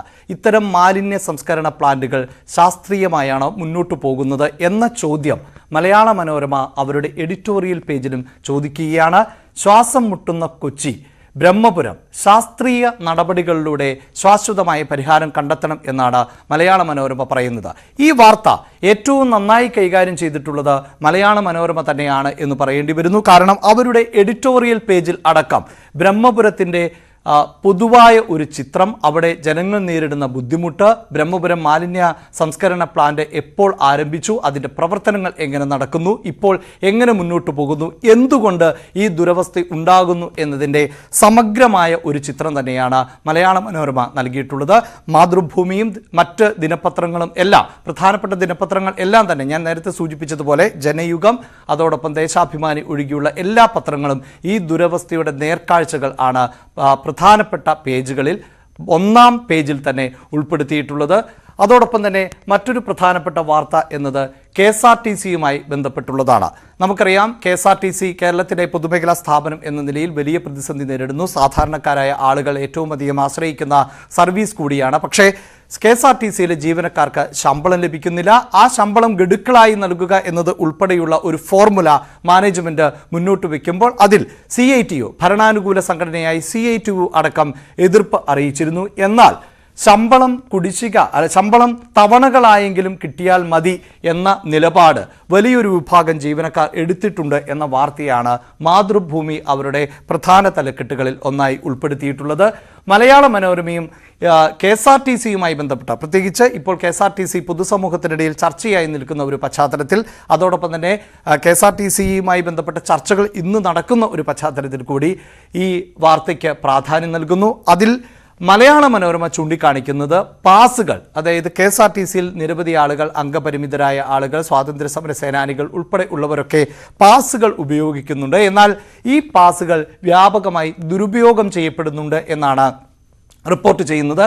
ഇതിന് തടയിടാൻ KSRTC ഒരുങ്ങുന്നു. അതായത് KSRTCയെ വലിയ നഷ്ടത്തിൽ പോകുന്ന KSRTC കരകയറ്റുന്നതിൻ്റെ ഭാഗമായി അവിടെയുള്ള വീഴ്ചകളും പാളിച്ചകളും പരിഹരിച്ച് മുന്നോട്ട് പോവുകയാണ്. അതിൻ്റെ ഭാഗമായി സൗജന്യ പാസിലും പിടിവീഴും എന്ന തലക്കെട്ടോടു കൂടിയാണ് മലയാള മനോരമ ഈ വാർത്ത നൽകിയിട്ടുള്ളത്. ന്യൂസ് 18 കഴിഞ്ഞ ദിവസങ്ങളിൽ വലിയ ക്യാമ്പയിനായി നൽകിയ ഒരു വാർത്തയുണ്ട്. അത് അവയവദാനവുമായി ബന്ധപ്പെട്ടാണ്. പ്രത്യേകിച്ച് പ്രശസ്ത സിനിമാ താരം കൂടിയായിരുന്ന സുബി സുരേഷിൻ്റെ മരണത്തെ തുടർന്ന് ആ മരണത്തിന് കാരണം ഈ അവയവദാനത്തിൽ ഉണ്ടായ കാലതാമസമാണ് എന്ന് റിപ്പോർട്ടുകൾ പുറത്തു വന്നിരുന്നു. അതിനുശേഷമാണ് നമ്മൾ ന്യൂസ് 18 ഒരു വാർത്താ പരമ്പര മുന്നോട്ട് വെച്ചത്. കേരള കൗമുദി ഈ സമാന സ്വഭാവമുള്ള വാർത്ത നമ്മൾ റിപ്പോർട്ട് ചെയ്ത ഒരു വാർത്ത തന്നെയാണ്. പക്ഷേ പല മാധ്യമങ്ങളിലൂടെയാണ് ജനങ്ങൾ ഒരു വാർത്ത തന്നെ അറിയുന്നത്. ആ വാർത്തയെ അതീവ ഗൗരവത്തോടു കൂടിയാണ് കേരള കൗമുദി നൽകിയിട്ടുള്ളത്. കേരള കൗമുദിയുടെ ഒന്നാം പേജിൽ തന്നെ ഡോക്ടർമാർ കൈവിട്ടു, അവയവദാനം കുറഞ്ഞു എന്നുള്ളതാണ്. അതായത് സംസ്ഥാനത്തെ കണക്കുകൾ പരിശോധിക്കുമ്പോൾ മുൻ വർഷങ്ങളുമായി താരതമ്യം ചെയ്യുമ്പോൾ അവയവദാനം കുറയുകയാണ്. പ്രത്യേകിച്ച് കൂടുതൽ ശാസ്ത്രത്തിൽ വിശ്വസിക്കുകയും ശാസ്ത്രീയമായ സംവിധാനങ്ങൾ കൂടുതൽ മെച്ചപ്പെടുകയും ചെയ്യുമ്പോൾ സ്വാഭാവികമായും അവയവദാനം വർദ്ധിക്കുകയാണ് ചെയ്യേണ്ടത്. എന്നാൽ അതല്ല നമ്മുടെ കേരളത്തിൽ സംഭവിച്ചു കൊണ്ടിരിക്കുന്നത് എന്ന വാർത്ത ചൂണ്ടിക്കാണിച്ചിരിക്കുകയാണ് കേരള കൗമുദി. ഞാൻ നേരത്തെ സൂചിപ്പിച്ചു, ഈ ബ്രഹ്മപുരം മാലിന്യ സംസ്കരണ പ്ലാന്റുമായി ബന്ധപ്പെട്ട് നമ്മുടെ ഭരണ നേട്ടങ്ങളും മികവുകളും ഒക്കെയാണ് പലപ്പോഴും ഉയർത്തി കാണിക്കാറുള്ളത് സർക്കാരും ഭരണകൂടങ്ങളും. അതിനിടയിൽ തന്നെയാണ് ക്ഷേമ പെൻഷൻ, അതായത് കഴിഞ്ഞ സർക്കാരിൽ നിന്ന് പുതിയ സർക്കാർ അധികാരത്തിലെത്തിയപ്പോഴാണ് ക്ഷേമ പെൻഷൻ ഉയർത്തിയത്. അത് നൽകുന്നു എന്നത് വലിയ നേട്ടമായി സർക്കാരുകൾ അവകാശപ്പെടാറുണ്ട്. സ്വാഭാവികമായും അത് സാധാരണക്കാരായ ആളുകൾക്ക് വലിയ ഗുണം ചെയ്യുന്ന ഒന്നാണ്. എന്നാൽ OEC വിദ്യാർത്ഥികളുടെ ആനുകൂല്യങ്ങൾ മുടങ്ങിയിരിക്കുന്നു എന്ന വാർത്തയാണ് കേരള കൗമുദി തന്നെ റിപ്പോർട്ട് ചെയ്യുന്നത്. കിട്ടാനുള്ളത് 200 കോടി രൂപയാണ്. സ്വാഭാവികമായും ഇത്തരത്തിൽ സാമ്പത്തികമായി പിന്നോക്കം നിൽക്കുന്ന വിദ്യാർത്ഥികൾക്ക് ലഭിക്കേണ്ട തുകയാണിത്. ആ ആനുകൂല്യങ്ങൾ മുടങ്ങുന്നത് വിദ്യാർത്ഥികളെ സംബന്ധിച്ചിടത്തോളം വലിയ ബുദ്ധിമുട്ടാണ് സൃഷ്ടിക്കുന്നത്. ഭരണകൂടത്തിന് ഇപ്പോഴും ഉന്നത വിദ്യാഭ്യാസ മേഖലയിൽ കൂടുതൽ ഊന്നൽ നൽകുകയും ആരായിരിക്കണം VC എന്നത് സംബന്ധിച്ച ഗവർണറുമായുള്ള ഏറ്റുമുട്ടലുകൾ ഒക്കെ തുടരുകയും ചെയ്യുമ്പോൾ തീർച്ചയായും ഈ ഭരണകൂടം ശ്രദ്ധിക്കേണ്ട ഒന്നാണിത്. ഇത്തരത്തിൽ ഈ ആനുകൂല്യങ്ങൾ ലഭിക്കാതെ നിരവധി വിദ്യാർത്ഥികൾ കഷ്ടപ്പെടുന്നുണ്ട് എന്ന വാർത്ത ചൂണ്ടിക്കാണിച്ചിരിക്കുകയാണ് കേരള കൗമുദി. മറ്റൊന്ന് ഈ വികസനവുമായി തന്നെ ചേർത്ത് വെക്കേണ്ട ഒന്നാണ്. പലപ്പോഴും കേന്ദ്ര സർക്കാരിൻ്റെ ആനുകൂല്യങ്ങൾ കേരളത്തിന് ലഭിക്കുന്നില്ല എന്ന് കേരള സർക്കാർ കുറ്റപ്പെടുത്തുന്ന സാഹചര്യമുണ്ടാകുന്നു.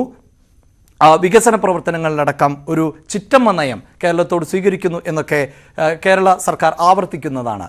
മംഗളം ഇന്ന് നൽകിയിട്ടുള്ള കാർട്ടൂണോടുകൂടി നൽകിയിട്ടുള്ള ഈ വാർത്ത വളരെ ഇമ്പോർട്ടൻ്റ് എന്ന് തന്നെ പറയേണ്ടി വരുന്നു. കാരണം വികസന കുതിപ്പിന് നമുക്കറിയാം, ഈ പല ഗൾഫ് രാജ്യങ്ങളുമൊക്കെ സമ്പത്തിലേക്ക് കടന്നത് പെട്രോൾ ഉൽപ്പന്നങ്ങൾക്ക് ലോകത്ത് വലിയ സ്വീകാര്യത ലഭിച്ചപ്പോഴാണ്. അങ്ങനെ ഒരു അക്ഷയ ഖനിയാണ് കേരളത്തിൻ്റെ കടലോര പ്രദേശങ്ങൾ എന്ന് പൊതുവെ വിലയിരുത്തുന്നുണ്ട്. കാരണം ധാതു സമ്പത്തുകൾ ഏറെയുള്ള ഭൂപ്രദേശമാണ് കേരളം. ആ കേരളത്തിലെ ധാതു വിഭവം കേന്ദ്ര സർക്കാർ അടിച്ചു മാറ്റുന്നു എന്ന തരത്തിലുള്ള ഒരു കാർട്ടൂൺ ആണിത്. അതായത് നരേന്ദ്രമോദിയും അമിത്ഷായും ചേർന്നുകൊണ്ട് കേരളത്തിലെ ധാതു മണൽ കടത്തിക്കൊണ്ടു പോകുമ്പോൾ അറിയാത്ത പോലെ കിടക്കാം, ഉള്ള മാനം കൂടി കോരിപ്പോകുന്ന ടീംസ് ആണ് എന്ന് സംസ്ഥാന സർക്കാർ പറയുകയാണ്. അതിൽ ഏറ്റവും പ്രധാനപ്പെട്ട തലക്കെട്ട് നിയമ ഭേദഗതി തിരിച്ചടിയാകും, മൗനം പാലിച്ച് സംസ്ഥാനം എന്നുള്ളതാണ്. നമ്മുടെ രാജ്യം ഒരു ഫെഡറൽ സംവിധാനത്തിലാണ് മുന്നോട്ട് പോകുന്നത്. ഒരു തീരുമാനം കേന്ദ്ര സർക്കാർ എടുക്കുമ്പോൾ അത് കേരള സർക്കാർ ഉൾപ്പെടെയുള്ള മറ്റ് സംസ്ഥാനങ്ങളുമായി ആശയവിനിമയം നടത്തും. ആ ആശയവിനിമയത്തിൽ അല്ലെങ്കിൽ സംസ്ഥാനങ്ങൾക്ക് എതിർപ്പുണ്ടെങ്കിൽ അത് അറിയിക്കേണ്ട ഒരു സമയമുണ്ട്. അതായത് ഈ ധാതു ഖനനം യഥാർത്ഥ നിലയിൽ നടന്നാൽ ഒരു പക്ഷേ ഇപ്പോൾ അവകാശപ്പെടുന്ന യൂറോപ്യൻ നിലവാരത്തിനപ്പുറത്തേക്ക് നമ്മുടെ സാമ്പത്തിക സ്ഥിതി, കേരളത്തിൻ്റെ സാമ്പത്തിക സ്ഥിതി മാറും എന്നുള്ളതാണ് യാഥാർത്ഥ്യം. അത് വലിയ പാരിസ്ഥിതിക പ്രശ്നങ്ങൾ ഉണ്ടാക്കുന്ന ഒന്നുമല്ല. സ്വാഭാവികമായും അങ്ങനെ ഒരു പദ്ധതിയുമായി വരുമ്പോൾ ഇതിപ്പോൾ കേന്ദ്രത്തിന് കൂടുതൽ ഗുണകരമാകുന്ന ഒന്നാക്കി മാറ്റാൻ കേന്ദ്രം ശ്രമിക്കുകയാണ്. എന്നാൽ അവിടെ കേരളത്തോട് അഭിപ്രായം ചോദിച്ചിട്ട് മൗനം പാലിക്കുകയാണ് കേരളം. അതായത് ഒരു പദ്ധതിയെ എതിർക്കേണ്ട സമയത്താണ് എതിർക്കപ്പെടേണ്ടത്. നമുക്കറിയാം GST ആനുകൂല്യം ഉൾപ്പെടെ ലഭിക്കുന്നില്ല കേരളത്തിന് എന്ന് പറയുമ്പോൾ കേരളം അതിൻ്റെ കണക്കുകൾ നൽകാത്തത് കൊണ്ടാണ് ആ പണം നൽകാത്തത് എന്ന് കേന്ദ്ര സർക്കാർ പറയുന്നു. കൃത്യമായ സമയത്ത് കണക്ക് നൽകിയിരുന്നുവെങ്കിൽ അത് നൽകാം, കേരളത്തിന് ആവശ്യമായ തുക നൽകാമെന്ന് ധനമന്ത്രി നിർമ്മലാ സീതാരാമൻ അടക്കം പറയുമ്പോൾ ആണ് ഇത്തരം വാർത്തകൾ. ഒരുപക്ഷെ പൊതുസമൂഹം ഇതിനെ എത്രത്തോളം ഗൗരവത്തോടെ കാണുന്നു എന്നറിയില്ല. കേരളത്തിൻ്റെ ജനതയെ സംബന്ധിച്ചിടത്തോളം വലിയ സാമ്പത്തിക സുരക്ഷിതത്വത്തിലേക്ക് നയിക്കാവുന്ന ഒരു പദ്ധതിയാണിത്. ഇത് വർഷങ്ങളായി കേരളത്തിൽ ഈ കരിമണൽ ഖനനവുമായി ബന്ധപ്പെട്ട ചർച്ചകളുണ്ട്. പക്ഷേ ആ പദ്ധതിയുമായി മുന്നോട്ട് പോകാൻ സർക്കാരുകൾക്ക് സാധിക്കുന്നില്ല. അതിനിടയിലാണ് ഇങ്ങനെ ഒരു വാർത്ത മംഗളം റിപ്പോർട്ട് ചെയ്യുന്നത്. കായിക വാർത്തകൾ സ്വാഭാവികമായും ഇഷ്ടപ്പെടുന്ന ആളുകളാണ് കേരളത്തിലെ വലിയൊരു വിഭാഗം ആളുകൾ. ഈ ടെന്നീസ് എന്ന കായിക വിനോദത്തെ ജനകീയമാക്കിയ ആളാണ് സാനിയ മിർസ. സാനിയ മിർസ കളിക്കളത്തിൽ നിന്ന് വിട പറഞ്ഞ ഒരു സമയമുണ്ട്. അതിൽ മലയാള മനോരമയുടെ ചിത്രം ആണ് ഞാനിവിടെ ഉൾക്കൊള്ളിച്ചിട്ടുള്ളത്. അതിന് കാരണം ഈ ചിത്രം ഇന്നത്തെ മുഖ്യധാരാ പത്രങ്ങളിൽ എല്ലാം തന്നെ കായിക പേജിലാണ് ഇടം നേടിയതെങ്കിൽ മലയാള മനോരമ ഇത് 1-ാം പേജിലാണ് നൽകിയത്. ഈ കായിക പ്രേമികളുടെ ഒരു അടിസ്ഥാന സ്വഭാവം എന്നത് അവർ ക്രിക്കറ്റ് മത്സരങ്ങൾ, ഫുട്ബോൾ മത്സരങ്ങളെല്ലാം ആദ്യം മുതൽ അവസാനം വരെ ഇരുന്ന് കാണും. എങ്കിൽ പോലും പിറ്റേ ദിവസത്തെ പത്രത്തിൽ ആ ആവേശക്കാഴ്ച ഒരിക്കൽ കൂടി വായിക്കും. അങ്ങനെ വായിക്കാൻ പറ്റുന്ന കായിക ഇവൻറ്റുകൾ ഉള്ള ഒരു സമയമല്ല ഇത്. അവിടെയാണ് മനോരമ ഏറ്റവും ബുദ്ധിപരമായി ഈ ചിത്രം 1-ാം പേജിൽ നൽകുകയും പ്രേക്ഷകനെ, വായനക്കാരനെ കായികം പേജിലേക്ക് ആനയിക്കുകയും ചെയ്യുന്നത്. അതായത് ഫ്രണ്ട് പേജിൽ തന്നെ സാനിയ മിർസയുടെ ചിത്രം നൽകുകയും ഇനിയും തിളങ്ങും സാനിയ എന്ന തലക്കെട്ടോടുകൂടി ഇത് നൽകുകയും ചെയ്തു. ഒപ്പം മറ്റ് ദേശീയ പത്രങ്ങളിലേക്ക് നോക്കുമ്പോൾ വളരെ പ്രധാനപ്പെട്ടതായി ഹിന്ദുവും അതോടൊപ്പം തന്നെ ടൈംസ് ഓഫ് ഇന്ത്യ നൽകിയിട്ടുള്ളത് കേന്ദ്ര സർക്കാരുകൾ കേന്ദ്ര ഏജൻസികളെ ദുരുപയോഗം ചെയ്യുന്നത് അവസാനിപ്പിക്കണമെന്ന് ആവശ്യപ്പെട്ടുകൊണ്ട് കത്ത് പ്രധാനമന്ത്രിക്ക് എഴുതിയ കത്തുമായി ബന്ധപ്പെട്ടുള്ള വാർത്തകളാണ്. ഒപ്പം ദേശീയ പത്രങ്ങൾ തന്നെ, ദേശീയ പത്രം എന്ന് പറയുമ്പോൾ ഇംഗ്ലീഷ് പത്രം എന്നതാണ് ഞാൻ ഉദ്ദേശിക്കുന്നത്. ആ പത്രത്തിൽ വളരെ പ്രധാനപ്പെട്ട മറ്റൊരു വാർത്ത കേരളവുമായി ബന്ധപ്പെട്ട് ടൈംസ് ഓഫ് ഇന്ത്യ നൽകിയിട്ടുണ്ട്. അത് ഈ ഗോത്ര വിഭാഗങ്ങളിൽപ്പെട്ട ആളുകൾക്ക് സംസ്ഥാന സർക്കാർ നൽകുന്ന ആനുകൂല്യങ്ങൾ കൃത്യമായി പരിശോധിച്ച ശേഷമല്ല എന്നുള്ളതാണ്. പലപ്പോഴായി ആവർത്തിക്കപ്പെടുന്ന ഒരു വാർത്തയാണ്. അതായത് ഈ ആദിവാസി മേഖലയിലെ വികസന പ്രവർത്തനങ്ങളിൽ അവരെ കൂടി പങ്കാളികളാകാതെ അല്ലെങ്കിൽ ഉൾപ്പെടുത്താതെയൊക്കെയാണ് ഇത്തരം പദ്ധതികളുമായി സർക്കാരുകൾ മുന്നോട്ട് പോകുന്നത് എന്നുള്ളതാണ്. KP സായ് കിരൺ ആണ് ഈ വാർത്ത നൽകിയിട്ടുള്ളത്. അവർ 2 കോളത്തിലേക്ക്, മറ്റൊരു പേജിലേക്ക്, ഒരു കണ്ടിന്യൂറ്റി എന്ന നിലയിലേക്ക്, ഉള്ളടക്കത്തിലേക്ക് കൂടി, ഉൾപേജുകളിലേക്ക് കൂടി കടന്ന് വളരെ വിശദമായ വാർത്തയാണ് നൽകിയിട്ടുള്ളത്. തീർച്ചയായും ദിനപത്രങ്ങളിൽ കണ്ണോടിക്കുന്നവരെ സംബന്ധിച്ചിടത്തോളം അവരുടെ ടേസ്റ്റുകൾ പലതാണ്. നേരത്തെ സൂചിപ്പിച്ചതുപോലെ കായികം, ബിസിനസ്, രാഷ്ട്രീയം ഒക്കെ ഇഷ്ടപ്പെടുന്ന ആളുകളുണ്ട്, സാമൂഹിക വിഷയങ്ങൾ ഇഷ്ടപ്പെടുന്ന ആളുകളുണ്ട്. അത്തരം വാർത്തകളാൽ സമ്പുഷ്ടമായിരുന്നു ഇന്നത്തെ ദിനപത്രങ്ങളെല്ലാം. അതിലെ പ്രധാനപ്പെട്ട ഏതാനും വാർത്തകളിലേക്ക് മാത്രമാണ് കണ്ണോടിച്ചത്. ക്ഷേത്രത്തിന്റെ അകത്തളത്തിൽ ഇപ്പോൾ നടക്കുന്നത് പത്മശ്രീ മട്ടന്നൂർ ശങ്കരൻ. അതായിരുന്നു പത്രം 18 പ്രധാനപ്പെട്ട പത്രങ്ങളിലെ വാർത്തകൾ. സ്വാഭാവികമായിട്ടും ബ്രഹ്മപുരം ആണ് എല്ലാവരും ചെയ്തത്. വളരെ വിചിത്രമായ ഒരു ഉത്തരവ് ചർച്ചയാവുന്നുണ്ട്.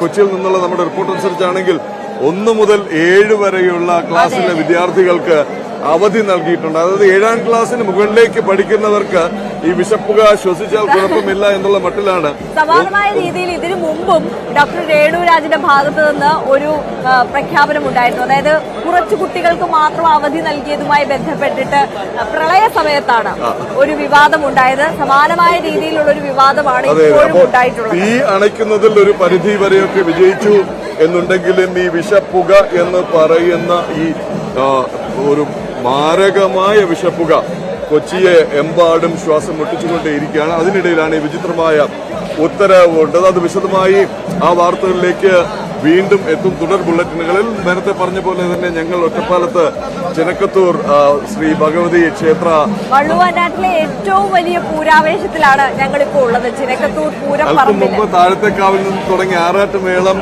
കൊട്ടിക്കയറി ഇവിടേക്ക് എത്തിക്കഴിഞ്ഞ് പ്രധാന സന്നിധിയിലേക്ക് നീങ്ങിക്കൊണ്ടിരിക്കുകയാണ്. ഒപ്പം എല്ലാ പാതകളിൽ നിന്നും ഭൂതം തിറയും കുതിരക്കോലങ്ങളും ഒക്കെ വന്നുകൊണ്ടേയിരിക്കുകയാണ്. ഉച്ചയ്ക്ക് ശേഷമാണ് കുതിരക്കളി. എല്ലാ അർത്ഥത്തിലും മാമാങ്കത്തിന്റെ സ്മരണകൾ ഉയർത്തുന്ന ആ ഓർമ്മയ്ക്കായിട്ടാണ് കുംഭത്തിലെ മകം നാളിൽ പൂരവും പൂരത്തിന്റെ അതേ ദിവസം കുതിരക്കളിയും നടത്തുന്നത്. കുതിരക്കളിയിൽ 16 കുതിരകളാണ്. അതിൽ 2 നാടുവാഴികളുണ്ട്, ഒരു കെട്ടിലമ്മയുണ്ട്, 3 സൈന്യാധിപന്മാർ ഉണ്ട്. ഈ പരിക്കേറ്റ് വീഴുന്നവരെ ചികിത്സിക്കാനായി കൊണ്ടുപോകാനായി ഒരു ജ്യോത്സ്യനും അദ്ദേഹത്തിന്റെ സഹായിയുമുണ്ട്.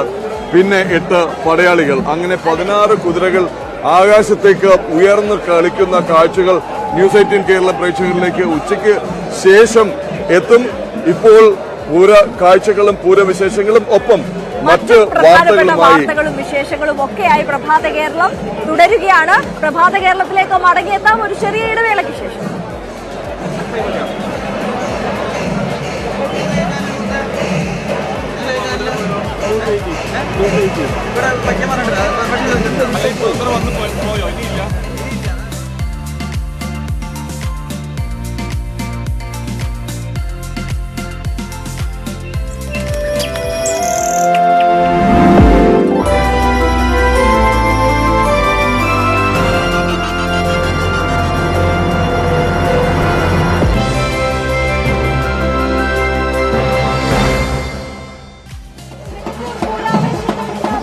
കേരളം തുടരുകയാണ്. ടോപ്പ് ഹെഡ്ലൈൻസ് ഈ മണിക്കൂറിലെ ഏറ്റവും പ്രധാനപ്പെട്ട വാർത്തകളാണ് നമ്മളിപ്പോൾ കണ്ടത്. നമ്മൾ പോകുന്നത് ഇടുക്കിയിലേക്കാണ്. അതായത് നമ്മുടെ പിന്നിൽ ആറാട്ടുമേളം ഇങ്ങനെ കൊട്ടി കയറുകയാണ്. ചിനക്കത്തൂർ പൂരത്തിന്റെ ഭാഗമായിട്ടുള്ള ആ കാഴ്ചയിലേക്ക് മടങ്ങിയെത്താൻ 1-2 വാർത്തകളാണ്. ഇടുക്കിയിൽ തൊടുപുഴയിലുള്ള ഇടുക്കി ജില്ലാ ആശുപത്രിയിലെത്തിയ 12 വയസ്സുകാരന് ചികിത്സ നിഷേധിച്ചു എന്നാണ് പരാതി. സൈക്കിളിൽ നിന്ന് വീണ് സാരമായി പരിക്കേറ്റ കുട്ടിയുമായി ജില്ലാ ആശുപത്രിയിൽ മണിക്കൂറുകൾ കാത്തു നിന്നിട്ടും അധികൃതർ തിരിഞ്ഞു നോക്കിയില്ലെന്നാണ് മാതാപിതാക്കളുടെ ആരോപണം. എന്തായാലും ആ പരാതിയുടെ വാർത്ത കണ്ടുവരാം. വണ്ണപ്പുറം സ്വദേശി 12 വയസ്സുകാരൻ നിജിൻ രാജേഷ് സൈക്കിളിൽ നിന്ന് വീണ് തോളിന് സാരമായി പരിക്കേറ്റ തൊടുപുഴയിലുള്ള ജില്ലാ ആശുപത്രിയിലാണ് ചികിത്സയ്ക്കായി എത്തിയത്. എന്നാൽ 49 ഡോക്ടർമാരുള്ള ആശുപത്രിയിൽ ഉണ്ടായിരുന്നത് കാഷ്വാലിറ്റി ഡോക്ടർ മാത്രം. ഡ്യൂട്ടിയിലുണ്ടായിരുന്ന ഡോക്ടർ കുട്ടിയുടെ തോളിന്റെ എക്സ്റേ എടുക്കാൻ ആവശ്യപ്പെട്ടു. എക്സ്റേ ഫലവുമായി എത്തിയപ്പോൾ ഉച്ച കഴിഞ്ഞു. ആ സമയം ഡ്യൂട്ടിയിൽ മറ്റൊരു ഡോക്ടറാണ് ഉണ്ടായിരുന്നത്. എക്സ്റേ പരിശോധിച്ച ഡോക്ടർ തോളലിന് പൊട്ടലുണ്ടെന്ന് സ്ഥിരീകരിച്ചു. എന്നാൽ തുടർ ചികിത്സ നൽകണമെങ്കിൽ 5000 രൂപ കൈക്കൂലി വേണമെന്നാവശ്യപ്പെട്ടതായാണ് രക്ഷിതാക്കൾ പറയുന്നത്. പണമില്ലെന്നറിയിച്ചതോടെ ഡോക്ടർ മോശമായി പെരുമാറിയതായും കാഷ്വാലിറ്റിയിൽ നിന്ന് ഇറക്കിവിട്ടതായും ഇവർ ആരോപിക്കുന്നു. ഗുളികയൊക്കെ എഴുതി തന്നിട്ടുണ്ട്. അത് മാത്രമാണ് കൈ പൊട്ടലുള്ള ഒരു കൊച്ചിന് വേണ്ടിയിട്ട് തന്നേക്കുന്നവർ. അത് കെട്ടിവെക്കാനായിട്ട് ഒന്നിനു പോലും അവർ തയ്യാറാകുന്നുമില്ല. അവർ അനങ്ങുന്ന പോലെ ഡോക്ടറിന് തന്നെ അത് കണ്ടു കഴിഞ്ഞപ്പോൾ ഡോക്ടറിന് തന്നെ ഒരു ഇതില്ലാത്തത് പോലെയാണ്. ഞങ്ങളെ കയറിപ്പോയപ്പോൾ എല്ലാവരോടും ഇറങ്ങിപ്പോകാനും പറഞ്ഞു. ചികിത്സ ലഭിക്കുമെന്ന് കരുതി കുട്ടിയുമായി മണിക്കൂറുകളോളം ആശുപത്രി വരാന്തയിൽ കാത്തുനിന്നു. കുട്ടിയുടെ ദയനീയാവസ്ഥ കണ്ട് ആശുപത്രിയിലെ മറ്റു ജീവനക്കാർ ഡോക്ടറോട് കയ്യിലൊരു ബാൻഡേജെങ്കിലും ഇടാൻ അഭ്യർത്ഥിച്ചു. അതിനുപോലും ഡോക്ടർ കൂട്ടാക്കിയില്ലെന്നും മാതാപിതാക്കൾ പറയുന്നു. അവിടെ നമ്മുടെ പേരും ഇത് നോട്ട് ചെയ്യുന്നുണ്ടോ ആ സിസ്റ്റർ അവരുടെ മനസ്സാക്ഷിക്ക് അവർക്ക് കുഞ്ഞുണ്ടായിരിക്കും. അവരുടെ മനസ്സാക്ഷിക്ക് അവർ ചോദിച്ചു, സാറേ അതൊന്ന് കെട്ടിവിട്ടെന്ന് ചോദിച്ചു. വേണ്ടാന്ന് പറഞ്ഞു. നേരെ ഞാൻ മുന്നോട്ട് ചോദിച്ചു, സാറേ ഒന്ന് കെട്ടിയെങ്കിലും വിട്ടൂടെ? നമ്മൾ പറഞ്ഞു വേണ്ട, നിങ്ങൾ നേരെ കോട്ടയത്തിന് പോകും, അല്ലെ പ്രൈവറ്റിൽ എവിടെയും പോകും. ഇതെന്തിനാ പിന്നെ ഇത്രയും വലിയ പ്രസ്ഥാനം കെട്ടി ഇവിടെ കിടക്കണമെന്ന് ഞാൻ ചോദിക്കണേ? ഇവന് 5000 രൂപ കൊടുക്കുവാണെങ്കിൽ ഇപ്പൊ എന്റെ കുഞ്ഞിന് ഇവിടെ കെട്ടിവിടുവാൻ ശരിയാണോ? സാമ്പത്തിക ബുദ്ധിമുട്ടുള്ളതിനാൽ തൊടുപുഴയിലെ സ്വകാര്യ ആശുപത്രികളിൽ ചികിത്സ ലഭ്യമാക്കാൻ കഴിയാതെ കുട്ടിയുമായി മാതാപിതാക്കൾ വീട്ടിലേക്ക് മടങ്ങി. ജില്ലാ ആശുപത്രിയിലെ ചികിത്സാ നിഷേധത്തെക്കുറിച്ച് ചോദിച്ചപ്പോൾ ഒന്നും പറയാനില്ലെന്നാണ് ഡോക്ടറുടെ പ്രതികരണം. ന്യൂസ് 18 തൊടുപുഴ. കൊച്ചി തിരുവിതാംകൂർ ദേവസ്വം മാതൃകയിൽ മലബാർ ദേവസ്വം ഏകീകൃത ബിൽ പാസ്സാക്കുന്നതിൽ പ്രതീക്ഷ അർപ്പിച്ചിരിക്കുകയാണ് ജീവനക്കാർ. ബില്ലിന്റെ അവസാന ഘട്ട നടപടികളിലേക്ക് സർക്കാർ നീങ്ങുമ്പോൾ ഇപ്പോൾ നിലവിലുള്ള Hindu religious and charitable endowment നിയമം പൂർണ്ണമായും ഇല്ലാതാക്കും. 2008 VS സർക്കാരിന്റെ കാലത്താണ് മലബാർ ദേവസ്വം ബോർഡ് നിലവിൽ വന്നത്. അന്നത്തെ ദേവസ്വം മന്ത്രി ജി സുധാകരന്റെ ഇടപെടലിന്റെ ഫലം 1378 ക്ഷേത്രങ്ങളാണ് മലബാർ ദേവസ്വം ബോർഡിന് കീഴിലുള്ളത്. 4 കോടിക്ക് മുകളിൽ വാർഷിക വരുമാനമുള്ള 5 സൂപ്പർ ഗ്രേഡ് ക്ഷേത്രങ്ങളും 75 ലക്ഷത്തിന് മുകളിൽ വരുമാനമുള്ള 25 സ്പെഷ്യൽ ഗ്രേഡ് ക്ഷേത്രങ്ങളും എ ഗ്രേഡ് മുതൽ ഡി ഗ്രേഡ് വരെ ബാക്കി ക്ഷേത്രങ്ങളുമാണുള്ളത്. ബി മുതൽ ഡി വരെയുള്ള മിക്ക ക്ഷേത്രങ്ങളും പ്രവർത്തിക്കുന്നത് സർക്കാർ ഗ്രാന്റ് കൊണ്ടാണ്. എ ഗ്രേഡിൽ ഭൂരിഭാഗം ക്ഷേത്രങ്ങളിലും മാസങ്ങളായി വേതനം നിലച്ചിരിക്കുകയാണ്. കൊച്ചി തിരുവിതാംകൂർ ദേവസ്വം മാതൃകയിൽ നിയമം പരിഷ്കരിക്കുന്നതോടെ ജീവനക്കാരുടെ ശമ്പളത്തിന് ഏകീകരണമുണ്ടാവും. ഏകീകൃത ഫണ്ട് നിലവിൽ വരികയും ആ ഫണ്ട് വരുന്നതോടുകൂടി ജീവനക്കാരുടെ ശമ്പളം ലഭിക്കുന്നതിനാവശ്യമായ സംവിധാനം ഉണ്ടാവുകയും ചെയ്യും. അതുകൊണ്ട് തന്നെ എത്രയും പെട്ടെന്ന് ആ ബില്ല് നടപ്പിലാക്കാൻ വേണ്ട സഹായങ്ങൾ ഗവൺമെൻറ്റിൻ്റെ ഭാഗത്തുനിന്ന് ഉണ്ടാകുമെന്നാണ് ഞങ്ങളുടെ പ്രതീക്ഷ. അതേസമയം ഏകീകൃത മലബാർ ദേവസ്വം നിയമത്തിനെതിരെ പാരമ്പര്യ ട്രസ്റ്റികൾ രംഗത്തുണ്ട്.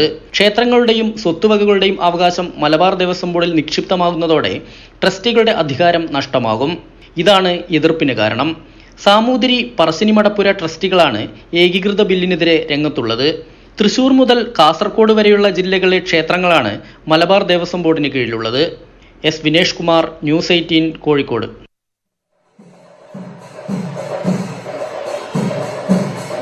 IPS ഉദ്യോഗസ്ഥർ കൂട്ടത്തോടെ വിരമിക്കുകയാണ് ഈ വർഷം. സംസ്ഥാനത്തിന്റെ DGP അനിൽകാന്ത് ജൂൺ 30-ന് വിരമിക്കുകയാണ്. പുതിയ DGP കണ്ടെത്താനുള്ള നടപടികളിലേക്ക് പട്ടിക തയ്യാറാക്കുന്നതിലേക്ക് ഒക്കെ സർക്കാർ നീങ്ങുന്നു. സീനിയോറിറ്റിയിൽ മുന്നിലുള്ള അരുൺ കുമാർ സിൻഹ മെയ് മാസത്തിൽ പക്ഷേ വിരമിക്കുകയാണ്. ഇപ്പോൾ അദ്ദേഹം ഡൽഹിയിൽ ഈ VIP സുരക്ഷയുടെ അടക്കം ചുമതലയുള്ള സ്പെഷ്യൽ പ്രൊട്ടക്ഷൻ ഗ്രൂപ്പ് അഥവാ SPGയുടെ ഡയറക്ടറാണ്. കേന്ദ്ര ഡെപ്യൂട്ടേഷനിലാണ്. പക്ഷേ സംസ്ഥാന സർവീസിലേക്ക് തിരികെ വരാൻ താല്പര്യമില്ലെന്ന് അദ്ദേഹം നേരത്തെ തന്നെ സർക്കാരിനെ അറിയിച്ചിട്ടുണ്ട്. സീനിയോറിറ്റിയിൽ രണ്ടാമനായ ടോമിൻ ജെ തച്ചങ്കരിയുടെ സേവന കാലാവധി ജൂലൈ വരെയാണ്. തച്ചങ്കരിയെ ഒഴിവാക്കിയാണ് UPSC സംസ്ഥാന DGP പദവിയിലേക്ക് പരിഗണിക്കേണ്ട 3 പേരുടെ പട്ടിക കഴിഞ്ഞ തവണ സർക്കാരിന് നൽകിയത്. സുദേശ് കുമാർ, B സന്ധ്യ, അനിൽകാന്ത് എന്നിവരായിരുന്നു പട്ടികയിൽ. ഇതിൽ നിന്നാണ് അനിൽകാന്തിനെ DGP-ആക്കിയത്. ടോമിൻ ജെ തച്ചങ്കരി പോലീസ് മേധാവിയാകുമെന്നായിരുന്നു പൊതുവെയുള്ള വിലയിരുത്തലെങ്കിലും UPSC യോഗത്തിൽ അന്നത്തെ DGP ലോക്നാഥ് ബെഹ്റ എതിരായ നിലപാടാണ് സ്വീകരിച്ചത്. തച്ചങ്കരിക്കെതിരെയുള്ള കേസുകളും തിരിച്ചടിയായി. അനിൽകാന്ത് വിരമിക്കുമ്പോൾ പ്രത്യേക തസ്തിക സൃഷ്ടിച്ച് തച്ചങ്കരിയെ പോലീസ് മേധാവിയാക്കാനുള്ള സാധ്യത നിലനിൽക്കുന്നു. ഇതര സംസ്ഥാനങ്ങളിൽ ചിലതിൽ ഇങ്ങനെ ചെയ്തിട്ടുണ്ടെങ്കിലും കേരളത്തിൽ ഇതുവരെ അങ്ങനെ ഉണ്ടായിട്ടില്ല. നിലവിൽ സംസ്ഥാന മനുഷ്യാവകാശ കമ്മീഷൻ DGP-യാണ് തച്ചങ്കരി.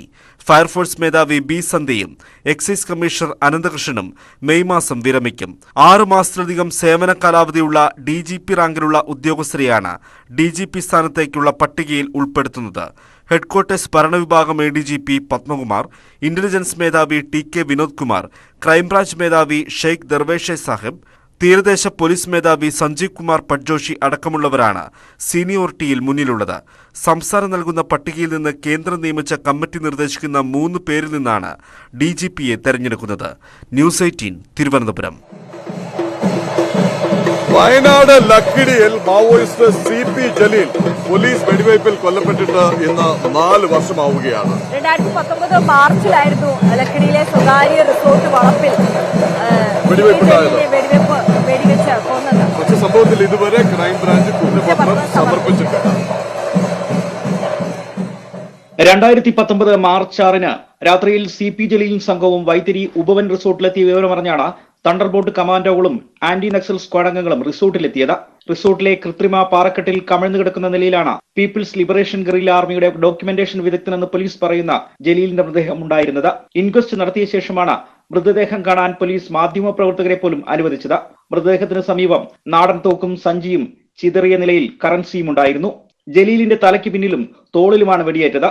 മാവോയിസ്റ്റുകൾ നിറയൊഴിച്ചപ്പോൾ ആത്മരക്ഷാർത്ഥം നടത്തിയ പ്രത്യാക്രമണത്തിൽ ജലീൽ മരിച്ചുവെന്നാണ് പോലീസിന്റെ വിശദീകരണം.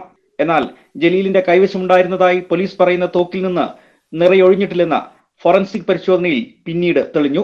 ഈ വിഷയത്തിൽ നടന്ന ഏക സയന്റിഫിക് ആയിട്ടുള്ള പരിശോധനയുടെ ഫലം ഈ അന്വേഷണ ഏജൻസികളൊന്നും തന്നെ മുകളിലേക്കെടുത്തില്ല എന്ന് മാത്രമല്ല അതിന് നേരെ വിരുദ്ധമായിട്ട് റിപ്പോർട്ട് സമർപ്പിക്കുകയും ഈ കേസിൽ നീതിയെ കശാപ്പ് ചെയ്തുകൊണ്ട് ഈ അന്വേഷണത്തെ തന്നെ അട്ടിമറിക്കുകയാണ് യഥാർത്ഥത്തിൽ ഈ അന്വേഷണ ഏജൻസികൾ ചെയ്തത്. കേസിൽ കോടതി ആവശ്യപ്പെട്ട വിശദീകരണം വർഷങ്ങൾ കഴിഞ്ഞിട്ടും ജില്ലാ കളക്ടർ ഇതുവരെ നൽകിയിട്ടില്ല. ഈ സാഹചര്യത്തിലാണ് നീതി തേടി പ്രത്യക്ഷ സമരം ആരംഭിക്കാനുള്ള തീരുമാനത്തിലേക്ക് ജലീലിന്റെ കുടുംബാംഗങ്ങളും മനുഷ്യാവകാശ പ്രവർത്തകരും നീങ്ങുന്നത്. ന്യൂസ് 18 വയനാട്. ശാരീരിക പരിമിതികളെ തന്റെ സർഗശേഷി കൊണ്ട് മറികടക്കുന്ന ഒരു യുവാവിനെയാണ് ഇന്ന് നമ്മൾ പരിചയപ്പെടാൻ പോകുന്നത്. കേൾവിശക്തിയും സംസാരശേഷിയും ഇല്ലാത്ത ബാലു തന്റെ ചിത്രങ്ങളിലൂടെയാണ് സംവേദിക്കുന്നത്. തിരുവനന്തപുരം ഫൈൻ ആർട്സ് കോളേജിലെ PG ഫസ്റ്റ് ഇയർ വിദ്യാർത്ഥിയാണ് ബാലുവിന്റെ വിശേഷങ്ങളിലേക്ക്.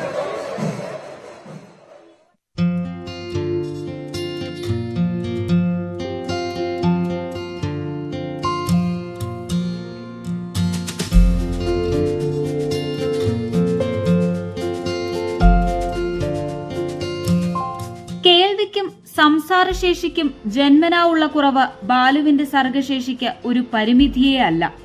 നിഷിൽ നിന്ന് ഫൈൻ ആർട്സിൽ ബിരുദം, ഡിഗ്രി കൈവരിച്ചതോടെ മുംബൈയിലെ ജുവലറിയിൽ ഡിസൈനറായി. കോവിഡ് മഹാമാരി വന്നതോടെ തിരിച്ച് സ്വന്തം നാട്ടിലേക്ക് മടങ്ങി. അങ്ങനെ ഫൈൻ ആർട്സിൽ തന്നെ ബിരുദാനന്തര ബിരുദം നേടാനുറച്ച് ബാലു എത്തിയത് തിരുവനന്തപുരം ഫൈൻ ആർട്സ് കോളേജിൽ. ഇവിടെ ഇന്റർവ്യൂവിന് വരുമ്പോൾ തന്നെ എനിക്ക് ബാലുവിൻ്റെ വർക്കുകൾ നല്ല ഓർമ്മയുണ്ട്. ബാലു വളരെ സ്കിൽഫുൾ ആയിട്ടുള്ളൊരു വിദ്യാർത്ഥിയാണ്, കലാവിദ്യാർത്ഥിയാണ്. പക്ഷേ സ്കില്ല് മാത്രമല്ല, ഒരു കലയുടെ ഒരു പഠനത്തിൻ്റെ ഒരു മുഖ്യമായിട്ടൊരു ഘടകം. അതിനകത്ത് ഒത്തിരി കാര്യങ്ങളുണ്ട്. ഇപ്പോൾ ചരിത്രപരമായിട്ടും സൗന്ദര്യശാസ്ത്രപരമായിട്ടും ഉള്ള കാര്യങ്ങൾ. ഒരു പക്ഷേ അത്തരം കാര്യങ്ങളൊക്കെ ബാലുവിന് മനസ്സിലാക്കാനും അല്ലെങ്കിൽ പഠിക്കാനും ഒക്കെയുള്ള ഒരു ലിമിറ്റേഷനുണ്ട്. പക്ഷേ ആ ലിമിറ്റേഷനെയൊക്കെ ബാലു ഓവർകം ചെയ്യുന്ന അവൻ്റെ വരയിലൂടെയാണ്. ആശയങ്ങൾക്കും ഭാവങ്ങൾക്കും നിറക്കൂട്ട് പകർന്ന് ക്യാൻവാസിൽ വരച്ചു. Through his works, he's trying to show trying to show that death and life, that difference between that, and still he's deaf and dumb, but still he's trying through the painting, through the colors and different kind of forms and everything. തന്റെ കണ്ണിൽ കാണുന്ന പ്രകൃതിയുടെ ചലനങ്ങൾ മാത്രമല്ല, tattoo design ചെയ്യാനും ബാലു മിടുക്കനാണ്.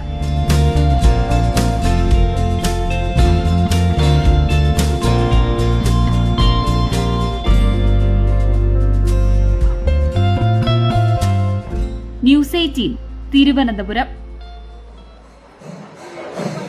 വിവിധങ്ങളായ കലാരൂപങ്ങളുടെ സംഗമവേദി, പൂരാവേശം ഇവിടെ ചിനക്കത്തൂരിന്റെ ശ്രീ ചിനക്കത്തൂർ ഭഗവതി ക്ഷേത്ര സന്നിധിയിലാണ് ഞങ്ങളുള്ളത്. ക്ഷേത്ര അങ്കണത്തിലാണ്. താഴത്തേക്കാവിൽ നിന്ന് തുടങ്ങിയ ആറാട്ടുമേളം കൊട്ടിക്കയറി ഇതാ പ്രധാന ക്ഷേത്രത്തിന് മുന്നിൽ എത്തിയിരിക്കുകയാണ്. മട്ടന്നൂർ ശങ്കരൻകുട്ടി മാരാരുടെ നേതൃത്വത്തിലുള്ള മേളമാണ് കാണുന്നത്. നേരത്തെ നമ്മൾ ചൂണ്ടിക്കാട്ടിയതുപോലെ തന്നെ കുംഭമാസത്തിലെ മകം നാളിലാണ് ഈ മാമാങ്കത്തെ അനുസ്മരിച്ചുകൊണ്ട് മാഘമാസത്തിലെ മകം എന്ന് പറയുന്ന പോലെ നൂറ്റാണ്ടുകൾക്ക് മുമ്പ് യുദ്ധക്കളിയാണൊരു പ്രധാന ഇനം. ഇന്ന് ഉച്ചയ്ക്ക് ശേഷം അരങ്ങേറുന്ന 16 കുതിരകൾ ആകാശത്തേക്ക് ഉയർന്ന് കളിക്കുന്ന യുദ്ധക്കളി. ആ കുതിര കളി നമുക്ക് ഉച്ചയ്ക്ക് ശേഷം തത്സമയം കാണാവുന്നതാണ്. 16 കുതിരകളാണ് പ്രതിനിധീകരിച്ച് വരുന്നത്. 2 നാടുവാഴികൾ, ഒന്ന് പറയുന്നത് സാമൂതിരിയും മറ്റൊന്ന് യുവരാജാവുമാണ്. അത്ര 2 നാടുവാഴികൾ ഉണ്ടാവും, 3 സൈന്യാധിപന്മാരുണ്ടാവും, സാമൂതിരിയുടെ കെട്ടിടമ്മയുണ്ട്, പിന്നെ ജോത്സ്യനും സഹായിയും ഉണ്ടാവും, ഒപ്പം 8 പടയാളികളും. ജോത്സ്യൻ ഇറങ്ങുന്നത് വരെ ഈ കുതിരകൾ ആർത്ത് ഉല്ലസിച്ച് കളിക്കും, വാശിയോടെ കളിക്കും. അതെ, 7 ദേശങ്ങളിൽ നിന്ന് വരുന്നവരാണ്. 2 വിഭാഗങ്ങളായി തിരിഞ്ഞുകൊണ്ട് എന്തായാലും ഈ ജോത്സ്യൻ ഇറങ്ങിയാൽ മാത്രമേ ഇവർ കുതിരക്കളി നിർത്തുള്ളൂ, സമാപിക്കൂ. കുതിരക്കളിക്ക് ശേഷമാണ് 27 ആനകൾ അണിനിരക്കുന്നത്. അപ്പോ അങ്ങനെ ചിനക്കത്തൂരിലെ മാമാങ്ക അനുസ്മരണങ്ങൾ ഉണർത്തുന്ന, അതോടൊപ്പം തന്നെ മറ്റ് നമ്മൾ നേരത്തെ പറഞ്ഞതുപോലെ കലാരൂപങ്ങളുടെ ഒരു സംഗമവേദി കൂടിയാണ്. വളുവനാടിന്റെ സാംസ്കാരിക പൈതൃകം മുഴുവൻ. അതെ, നമ്മളിപ്പോ ഭൂതന്തിറ അല്പസമയം മുമ്പാണ് കണ്ടത്. അത് വലിയ ആഘോഷത്തോടെ കൊട്ടുമേളങ്ങളുടെ ഒക്കെ അകമ്പടിയോടുകൂടി ഈ നാട്ടുകാരെല്ലാവരും കൂടി ചേർന്ന് നൃത്തം ചെയ്തുകൊണ്ട് അത് ക്ഷേത്രത്തിലേക്ക് ആനയിച്ച് ഇവിടെ ഈ ആറാട്ട് മേളം ഒന്ന് കണ്ടും കേട്ടും വരാം.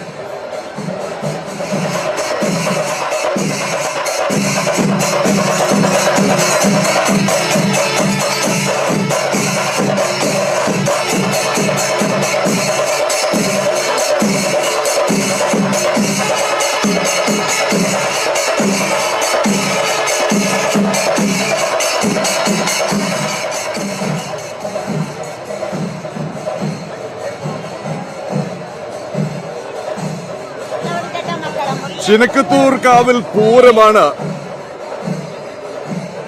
എന്തായാലും ശരി, ചിനക്കത്തൂർ കാവിലെ പൂരവിശേഷങ്ങളും ആറാട്ട് മേളത്തിലേക്കും ഒക്കെ നമുക്ക് മടങ്ങിയെത്താം. നേരത്തെ പറഞ്ഞ പോലെ തന്നെ താഴത്തെ കാവിൽ നിന്ന് തുടങ്ങിയ ആറാട്ട് മേളം കൊട്ടിക്കയറി പ്രധാന ക്ഷേത്ര കവാടത്തിലേക്ക് എത്തിയിരിക്കുകയാണ്. മട്ടന്നൂർ ശങ്കരൻകുട്ടിമാരാരുടെ നേതൃത്വത്തിലാണ് ആറാട്ട് മേളം. ആ കാഴ്ചകളിലേക്കും പൂരവിശേഷങ്ങളിലേക്കും വേഗം മടങ്ങിയെത്താം ഒരു ഇടവേളയ്ക്ക് ശേഷം.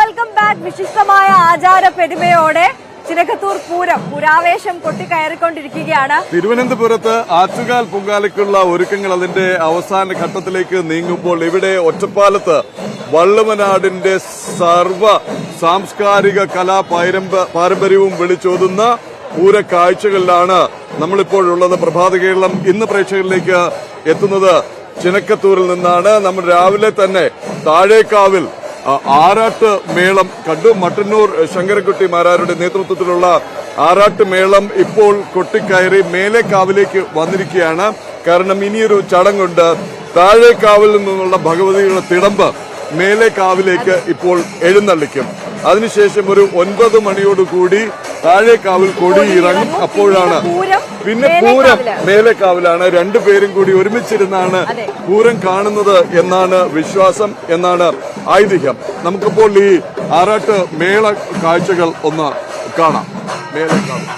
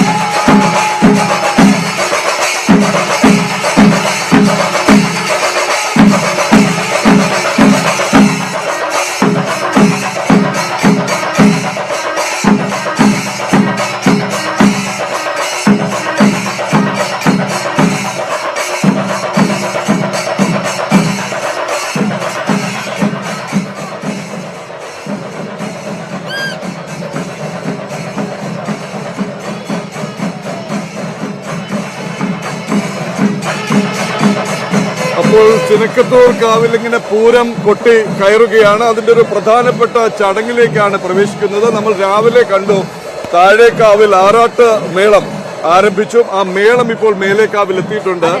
താഴേക്കാവിൽ നിന്നുള്ള തിടമ്പ് എഴുന്നള്ളിക്കുന്നതിന് മുന്നോടിയായിട്ടാണ് മേളം ഇവിടെ വന്നത്. ആ തിടമ്പ് മേലേക്കാവിൽ എത്തിക്കഴിഞ്ഞാൽ പിന്നെ മേലേക്കാവിലാണ് പൂരം. അല്പസമയത്തിന് ശേഷം ഒരു 9 മണിയോടുകൂടി താഴേക്കാവിൽ കൊടിയിറങ്ങുന്നതോടുകൂടി ഈ മേളത്തിനും സമാപനമാണ്. പിന്നെ ഉച്ചവരെ ഒരു കാത്തിരിപ്പാണ്. കുംഭവെയിൽ ഇങ്ങനെ കത്തിക്കയറി ഉച്ചസ്ഥായിയിൽ എത്തുമ്പോൾ ഉച്ചയ്ക്ക് ശേഷം കുതിരക്കളിയാണ്, യുദ്ധക്കളിയാണ് പിന്നെ കാണുന്നത്. യുദ്ധക്കളിക്ക് ശേഷമാണ് 27 ആനകൾ അണിനിരക്കുന്ന പൂരം നിറഞ്ഞാടുക. ഇതേ കാഴ്ചകൾ നാളെയും ആവർത്തിക്കും എന്നാണ് ക്ഷേത്രവുമായി ബന്ധപ്പെട്ടവർ പറയുന്നത്. നാളെ രാവിലെയും കുതിരക്കളി ഉണ്ടാകും. എന്തായാലും ആ കാഴ്ചയിലേക്ക് മടങ്ങി വരാൻ നമുക്ക് പൂരാവേശത്തിന്റെ ഇടയ്ക്ക് നമുക്ക് പ്രധാനപ്പെട്ട മറ്റ് വാർത്തകൾ കൂടി നോക്കി വരാം. ഇനി നമ്മൾ പോകുന്നത് ദേശീയ തലത്തിലെ വാർത്തകളിലേക്കാണ്. അവിടെ നാഷണൽ ഡെസ്കിൽ നിന്ന് ER രാഗേഷ് ചേരുന്നുണ്ട്. Ragesh, very good morning. Good morning. ചിനക്കത്തൂരിലെ മേള പൊലിമയുടെ നടുവിൽ നിന്നാണ് പ്രഭാത കേരളം എത്തുന്നത്. എന്തൊക്കെയാണ് ദേശീയ തലത്തിലെ വാർത്തകൾ? പ്രധാനമായും ഇപ്പോഴും ഉറ്റുനോക്കുന്നത് വടക്കു കിഴക്കൻ സംസ്ഥാനങ്ങളിലെ സത്യപ്രതിജ്ഞയും മന്ത്രിസഭാ രൂപീകരണവും ഒക്കെയാണ് അല്ലേ?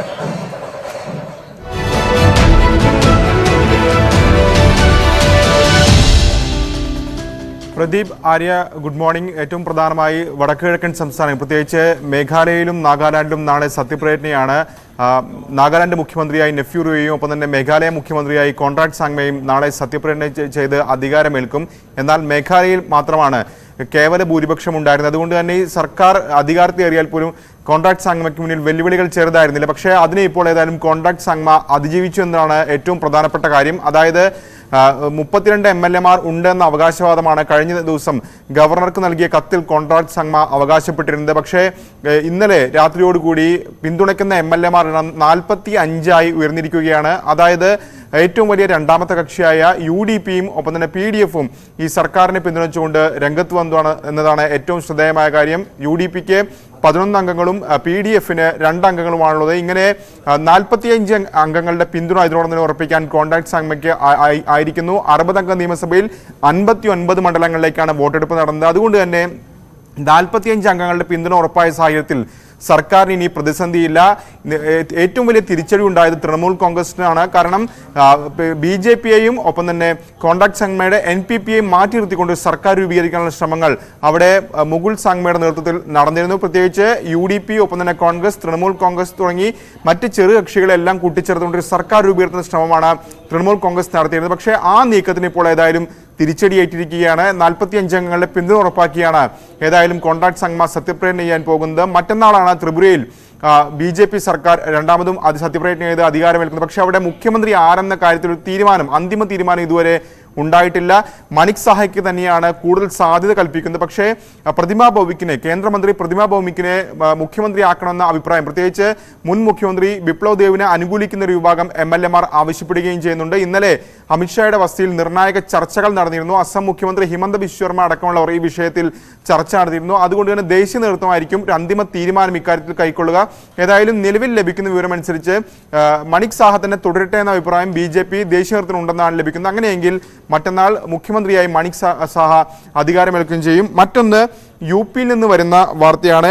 അത് ഉമേഷ് പാൽ വധക്കേസിലെ പ്രതിയെ ഏറ്റുമുട്ടൽ പോലീസ് കൊല്ലപ്പെടുത്തിയെന്ന വാർത്തയാണ് ഏറ്റവും ഒടുവിലായി ഇപ്പോൾ അല്പം മുമ്പ് പുറത്തു വന്നിരിക്കുന്ന വാർത്ത. അതായത് കൊല്ലപ്പെട്ടത് വിജയ് ചൗധരി എന്ന ഗുണ്ട സംഘാംഗമാണ് ഇപ്പോൾ കൊല്ലപ്പെട്ടിരിക്കുന്നത്. കാരണം ഉമേഷ് പാൽ കൊല്ലപ്പെടുന്നത് കഴിഞ്ഞ 24 ഫെബ്രുവരി 24 ഉമേഷ് പാൽ കൊല്ലപ്പെടുന്നത്. അന്ന് CCTV ദൃശ്യങ്ങളിൽ 6 പേർ ചേർന്ന് കൊല്ലപ്പെടുന്ന ദൃശ്യങ്ങളാണ് CCTV-യിൽ പതിഞ്ഞിരുന്നത്. അതിൽ ഒരു പ്രധാനപ്പെട്ട പ്രതിയായാണ് വിജയ് കുമാറിനെയാണ് ഇപ്പോൾ ഏതായാലും പോലീസ് ഏറ്റുമുട്ടലിൽ കൊല്ലപ്പെട്ടിരിക്കുന്നത്. അതായത് പോലീസിന് നേരെ ആദ്യം വിജയ് ചൗധരി വെടിവെച്ചു എന്നാണ് പോലീസ് നൽകുന്ന വിവരം. അതിനുശേഷം ഏറ്റുമുട്ടലുണ്ടായി. തുടർന്ന് ആശുപത്രിയിൽ പ്രവേശിപ്പിച്ചെങ്കിലും വിജയ് ചൗധരി കൊല്ലപ്പെട്ടു എന്നാണ് ഇപ്പോൾ പോലീസ് നൽകുന്ന വിശദീകരണം. ഈ ഏറ്റുമുട്ടലിൽ ഒരു പോലീസുകാരനും പരിക്കേറ്റിട്ടുണ്ട് എന്നുകൂടി പോലീസ് വൃത്തങ്ങൾ നൽകുന്നുണ്ട്. ഏതായാലും ഈ ഉമേഷ് പാൽ വധക്കേസിലെ പ്രതികൾക്ക് വിവരം നൽകുന്നവർക്ക് 2.5 ലക്ഷം രൂപ പാരിതോഷികം സംസ്ഥാന സർക്കാർ പ്രഖ്യാപിച്ചതിന് ശേഷമാണ് ഇപ്പോൾ ഇത്തരത്തിലൊരു ഏറ്റുമുട്ടലും കൊലപാതകവും ഉണ്ടായിരിക്കുന്നതാണ് ഏറ്റവും ഏറ്റവും പ്രധാനപ്പെട്ട കാര്യം. നേരത്തെ ഈ കേസിലെ തന്നെ മറ്റൊരു പ്രതിയായ അർബാസ് എന്നയാളും കഴിഞ്ഞ ആഴ്ച സമാനമായ രീതിയിൽ ഏറ്റുമുട്ടലിൽ കൊല്ലപ്പെട്ടിരുന്നു.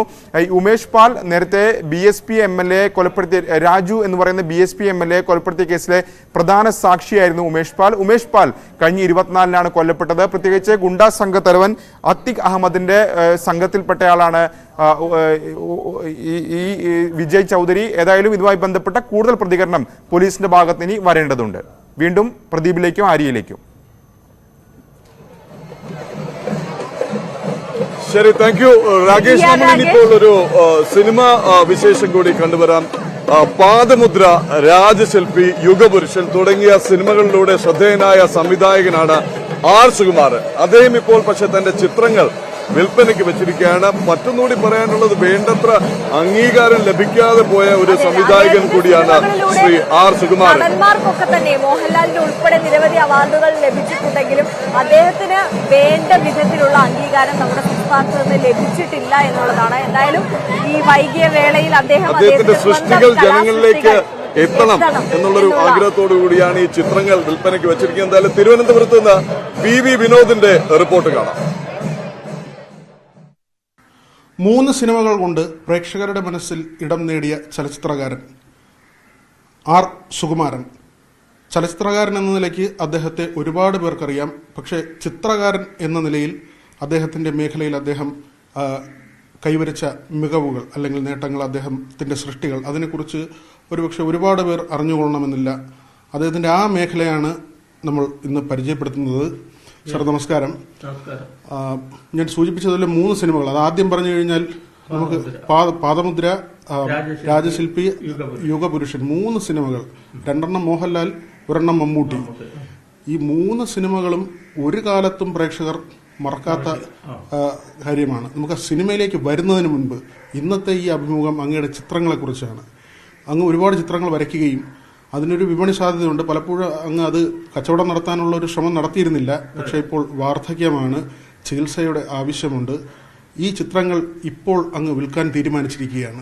അതെ, കാരണം ഇനി വെച്ചുകൊണ്ടിരുന്നുകൊണ്ട് കാര്യമില്ല. ബഹുജനങ്ങൾ എൻ്റെ സൃഷ്ടി കാണണം, അത് വിലയിരുത്തണം, അങ്ങനെ എന്നെയും അറിയണം. ഈ സമൂഹത്തെ മുഴുവനും ഈ പടത്തിൽ ഞാൻ ആവാഹിച്ചിട്ടുണ്ട്. അതെല്ലാം അവർ അറിയണം, എന്തൊക്കെയാണ് ഞാൻ ചെയ്തിട്ടുള്ളത്. ഇപ്പോൾ ഈ ഇരിക്കുന്ന ഈ പടം തന്നെ ഉദാഹരണം എടുക്കാം. ആ മഹർഷി എങ്ങോട്ടാണ് നോക്കി നിൽക്കുന്നത്, ആരെയാ പ്രണമിക്കുന്നത്? വെളിച്ചത്തെ, പ്രകാശത്തിന്. ആ പ്രകാശം നമ്മുടെ ജീവിതത്തിലെല്ലാം ഉണ്ടാകണം. ഒരു സന്യാസിയായതുകൊണ്ട് അദ്ദേഹത്തിന് പ്രകാശത്തിൽ ഇരുന്നൂടാന്നില്ല. അദ്ദേഹം ആ പ്രകാശത്തെ നമസ്കരിക്കുകയാണ് ചെയ്യുന്നത്. അതാണ് എൻ്റെ ഈ സിനിമയിൽ കൂടെ, ഈ പടത്തിൽ കൂടെ ഞാൻ കാണിക്കുന്നത്. അങ്ങ് എത്ര ചിത്രങ്ങളുടെ കളക്ഷനാണ് അങ്ങയുടെ കയ്യിലുള്ളത്? ഇത് ഏതൊക്കെ കാലഘട്ടത്തിൽ വരച്ചതാണ്? ഞങ്ങളിപ്പോൾ ചിത്രങ്ങൾ ഇപ്പോൾ ഈ സ്ക്രീനിൽ തന്നെ കാണിക്കുന്നുണ്ട്. എണ്ണച്ചായ ചിത്രങ്ങളാണ്. എല്ലാ എണ്ണച്ചായ ചിത്രങ്ങളാണ്. വാട്ടർ കളർ ഞാൻ ചെയ്തിട്ടുണ്ട്, പക്ഷേ അത് എൻ്റെ ബന്ധുക്കൾക്ക് വേണ്ടി ഞാൻ വരച്ചതാണ്. പക്ഷേ ഇത് കാലഘട്ടത്തിനെ അതിജീവിക്കാൻ വേണ്ടി ഓയിൽ കളറിനൊരു ഗുണമുണ്ട്. ഞാൻ എങ്ങനെ പഠിച്ചു എന്ന് ചോദിച്ചാൽ, എൻ്റെ ഗുരുനാഥൻ മേടയിൽ രാമനുണ്ണിത്താൻ എന്ന് പറയുന്ന ആൾ രവിവർമ്മയുടെ മകൻ്റെ ശിഷ്യനാണ്. അപ്പം ഈ രവിവർമ്മയുടെ മകൻ ഏതെല്ലാം രീതിയിലുള്ള വർക്കുകൾ ചെയ്തിട്ടുണ്ട്, പെയിൻറ്റിങ് ചെയ്തിട്ടുണ്ട്, ഇതെല്ലാം അദ്ദേഹം പഠിച്ചിട്ട് അതെനിക്ക് പറഞ്ഞു തന്നു. അങ്ങനെ അദ്ദേഹത്തിൻ്റെ ആ ഉപദേശം അനുസരിച്ചാണ് ഞാൻ ഈ പെയിൻറ്റുകളൊക്കെ വാങ്ങിച്ചത്. ഇപ്പം തന്നെ വിൻസർ ന്യൂട്ടൺ കമ്പനിയുടെ പെയിൻ്റാണ് ഞാൻ ഉപയോഗിക്കുന്നത്. ഇപ്പം അപൂർവമായിട്ട് ഇവിടെ അത് വരാറുള്ളൂ. ഇപ്പം ആ ടൈപ്പ് പെയിൻറ്റിങ് ഇല്ല, അല്ല പെയിൻ്റ് ഇല്ല. അത്തരം പെയിൻറ് ഉപയോഗിച്ച് നമ്മൾ വർക്ക് ചെയ്താൽ നാൾ ഇരുന്നുകൊള്ളും. 40-50 വർഷത്തെ പഴക്കമുള്ള പെയിൻറ്റിങ് ഇവിടെ എൻ്റെ കളക്ഷനിലുണ്ട്. ഒരെണ്ണം പോലും വെടിക്കുകയോ കളർ ഫെയ്ഡായി പോവുകയോ ചെയ്തിട്ടില്ല. കാരണം ഇത് എത്ര കാലം വേണേലും ഇരുന്നോളും. ക്യാൻവാസ് എന്ന് പറയുന്നതും വെളിയിൽ നിന്ന് കൊണ്ടുവന്ന ക്യാൻവാസാണ്, ഇംഗ്ലണ്ടിൽ നിന്ന് കൊണ്ടുവന്ന ക്യാൻവാസാണ്, ഇവിടുത്തെ നാടൻ തുണികളൊന്നുമല്ല. ഇതൊക്കെ എൻ്റെ ഒരു കാലത്തെ വരുമാനം കൊണ്ട് ഞാൻ വാങ്ങി സൂക്ഷിച്ചതാണ്. അതാണ് ഞാൻ ഈ വരച്ചത്. അങ്ങനെ ആണ് ഈ കളക്ഷൻസൊക്കെ ഉണ്ടാക്കിയത്. എൻ്റെ ജീവിതം തീർന്നാലും എൻ്റെ പെയിൻറ്റിങ്ങുകൾ എന്നെ എന്നും മറക്കാതെ ഓർക്കും. അതാണ് എൻ്റെ സന്തോഷം. അങ്ങ് പേട്ടയിലാണ് ദീർഘകാലമായി താമസിക്കുന്നത്, തിരുവനന്തപുരത്ത്. അപ്പോൾ ഇവിടെയുള്ള താമസത്തിനിടയിൽ തന്നെയാണോ ഈ ചിത്രങ്ങളൊക്കെ വരച്ചത്? അല്ല, ഞാൻ കൂടുതൽ ചിത്രങ്ങളും വരച്ചത് എൻ്റെ നാട്ടിൽ മേടയിൽ രാമനുണ്ണിത്താൻ്റെ സാന്നിധ്യത്തിലാണ്. എൻ്റെ നാട്ടിൽ പാറക്കൂട്ടം എന്ന് പറയും, പാദമുദ്രയുടെ പശ്ചാത്തലമുള്ള പാറമലയുണ്ടല്ലോ, അതിനടുത്താണ് എൻ്റെ വീട്. അങ്ങനെ പ്രകൃതി മനോഹരമായ ആ സ്ഥലത്തിരുന്ന് കുറേ വരച്ചു. ബാക്കി ഈ തിരുവനന്തപുരത്ത് പേട്ട സ്കൂളിൽ അധ്യാപകനായിരിക്കയിൽ തന്നെ ഞാൻ വരച്ചു. ഈ വരച്ചതെല്ലാമാണ് ഞാൻ അവതരിപ്പിച്ചത്. ഈ രാജശില്പിയിലേക്ക് ചില സീനുകൾ ഓർമ്മിപ്പിക്കുന്ന തരത്തിലുള്ള ചിത്രങ്ങളും കൂട്ടത്തിൽ കണ്ടു. ഇത് സിനിമയ്ക്ക് മുമ്പ് വരച്ചതാണോ? മുമ്പ് വരച്ചത് ആണ്. ഇതൊക്കെ ഞാനൊരു ചിത്രകാരനാണ്. ഒരു സിനിമയ്ക്ക് എങ്ങനെ ആണ് അതിൻ്റെ ആക്ടേഴ്സ് മൂവ് ചെയ്യേണ്ടത് എന്നുള്ളതൊക്കെ ഞാൻ മുൻകൂട്ടി കണ്ടിരുന്നു. ഇപ്പോൾ എൻ്റെ സിനിമകളിലെ പ്രശ്നമുണ്ടോ? മുഴുവനും എന്താണ്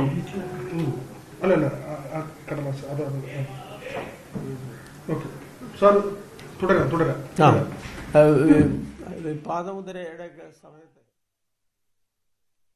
അപ്പോൾ ചിനക്കത്തൂർ ക്ഷേത്രത്തിലെ പൂരത്തിന്റെ ആഘോഷങ്ങൾക്ക് ഇപ്പോൾ ചെറിയൊരു ഇടവേളയാണ്. നമ്മൾ തുടക്കത്തിൽ മേളം കൊട്ടിക്കയറുന്നത് കണ്ടു. താഴേക്കാവിൽ നിന്ന് മട്ടന്നൂർ ശങ്കരൻകുട്ടി മാരാരുടെ നേതൃത്വത്തിലുള്ള മേളമാണ്. മേളം ആദ്യം താഴേക്കാവിൽ നിന്ന് മേലേക്കാവിലേക്ക് വന്നു.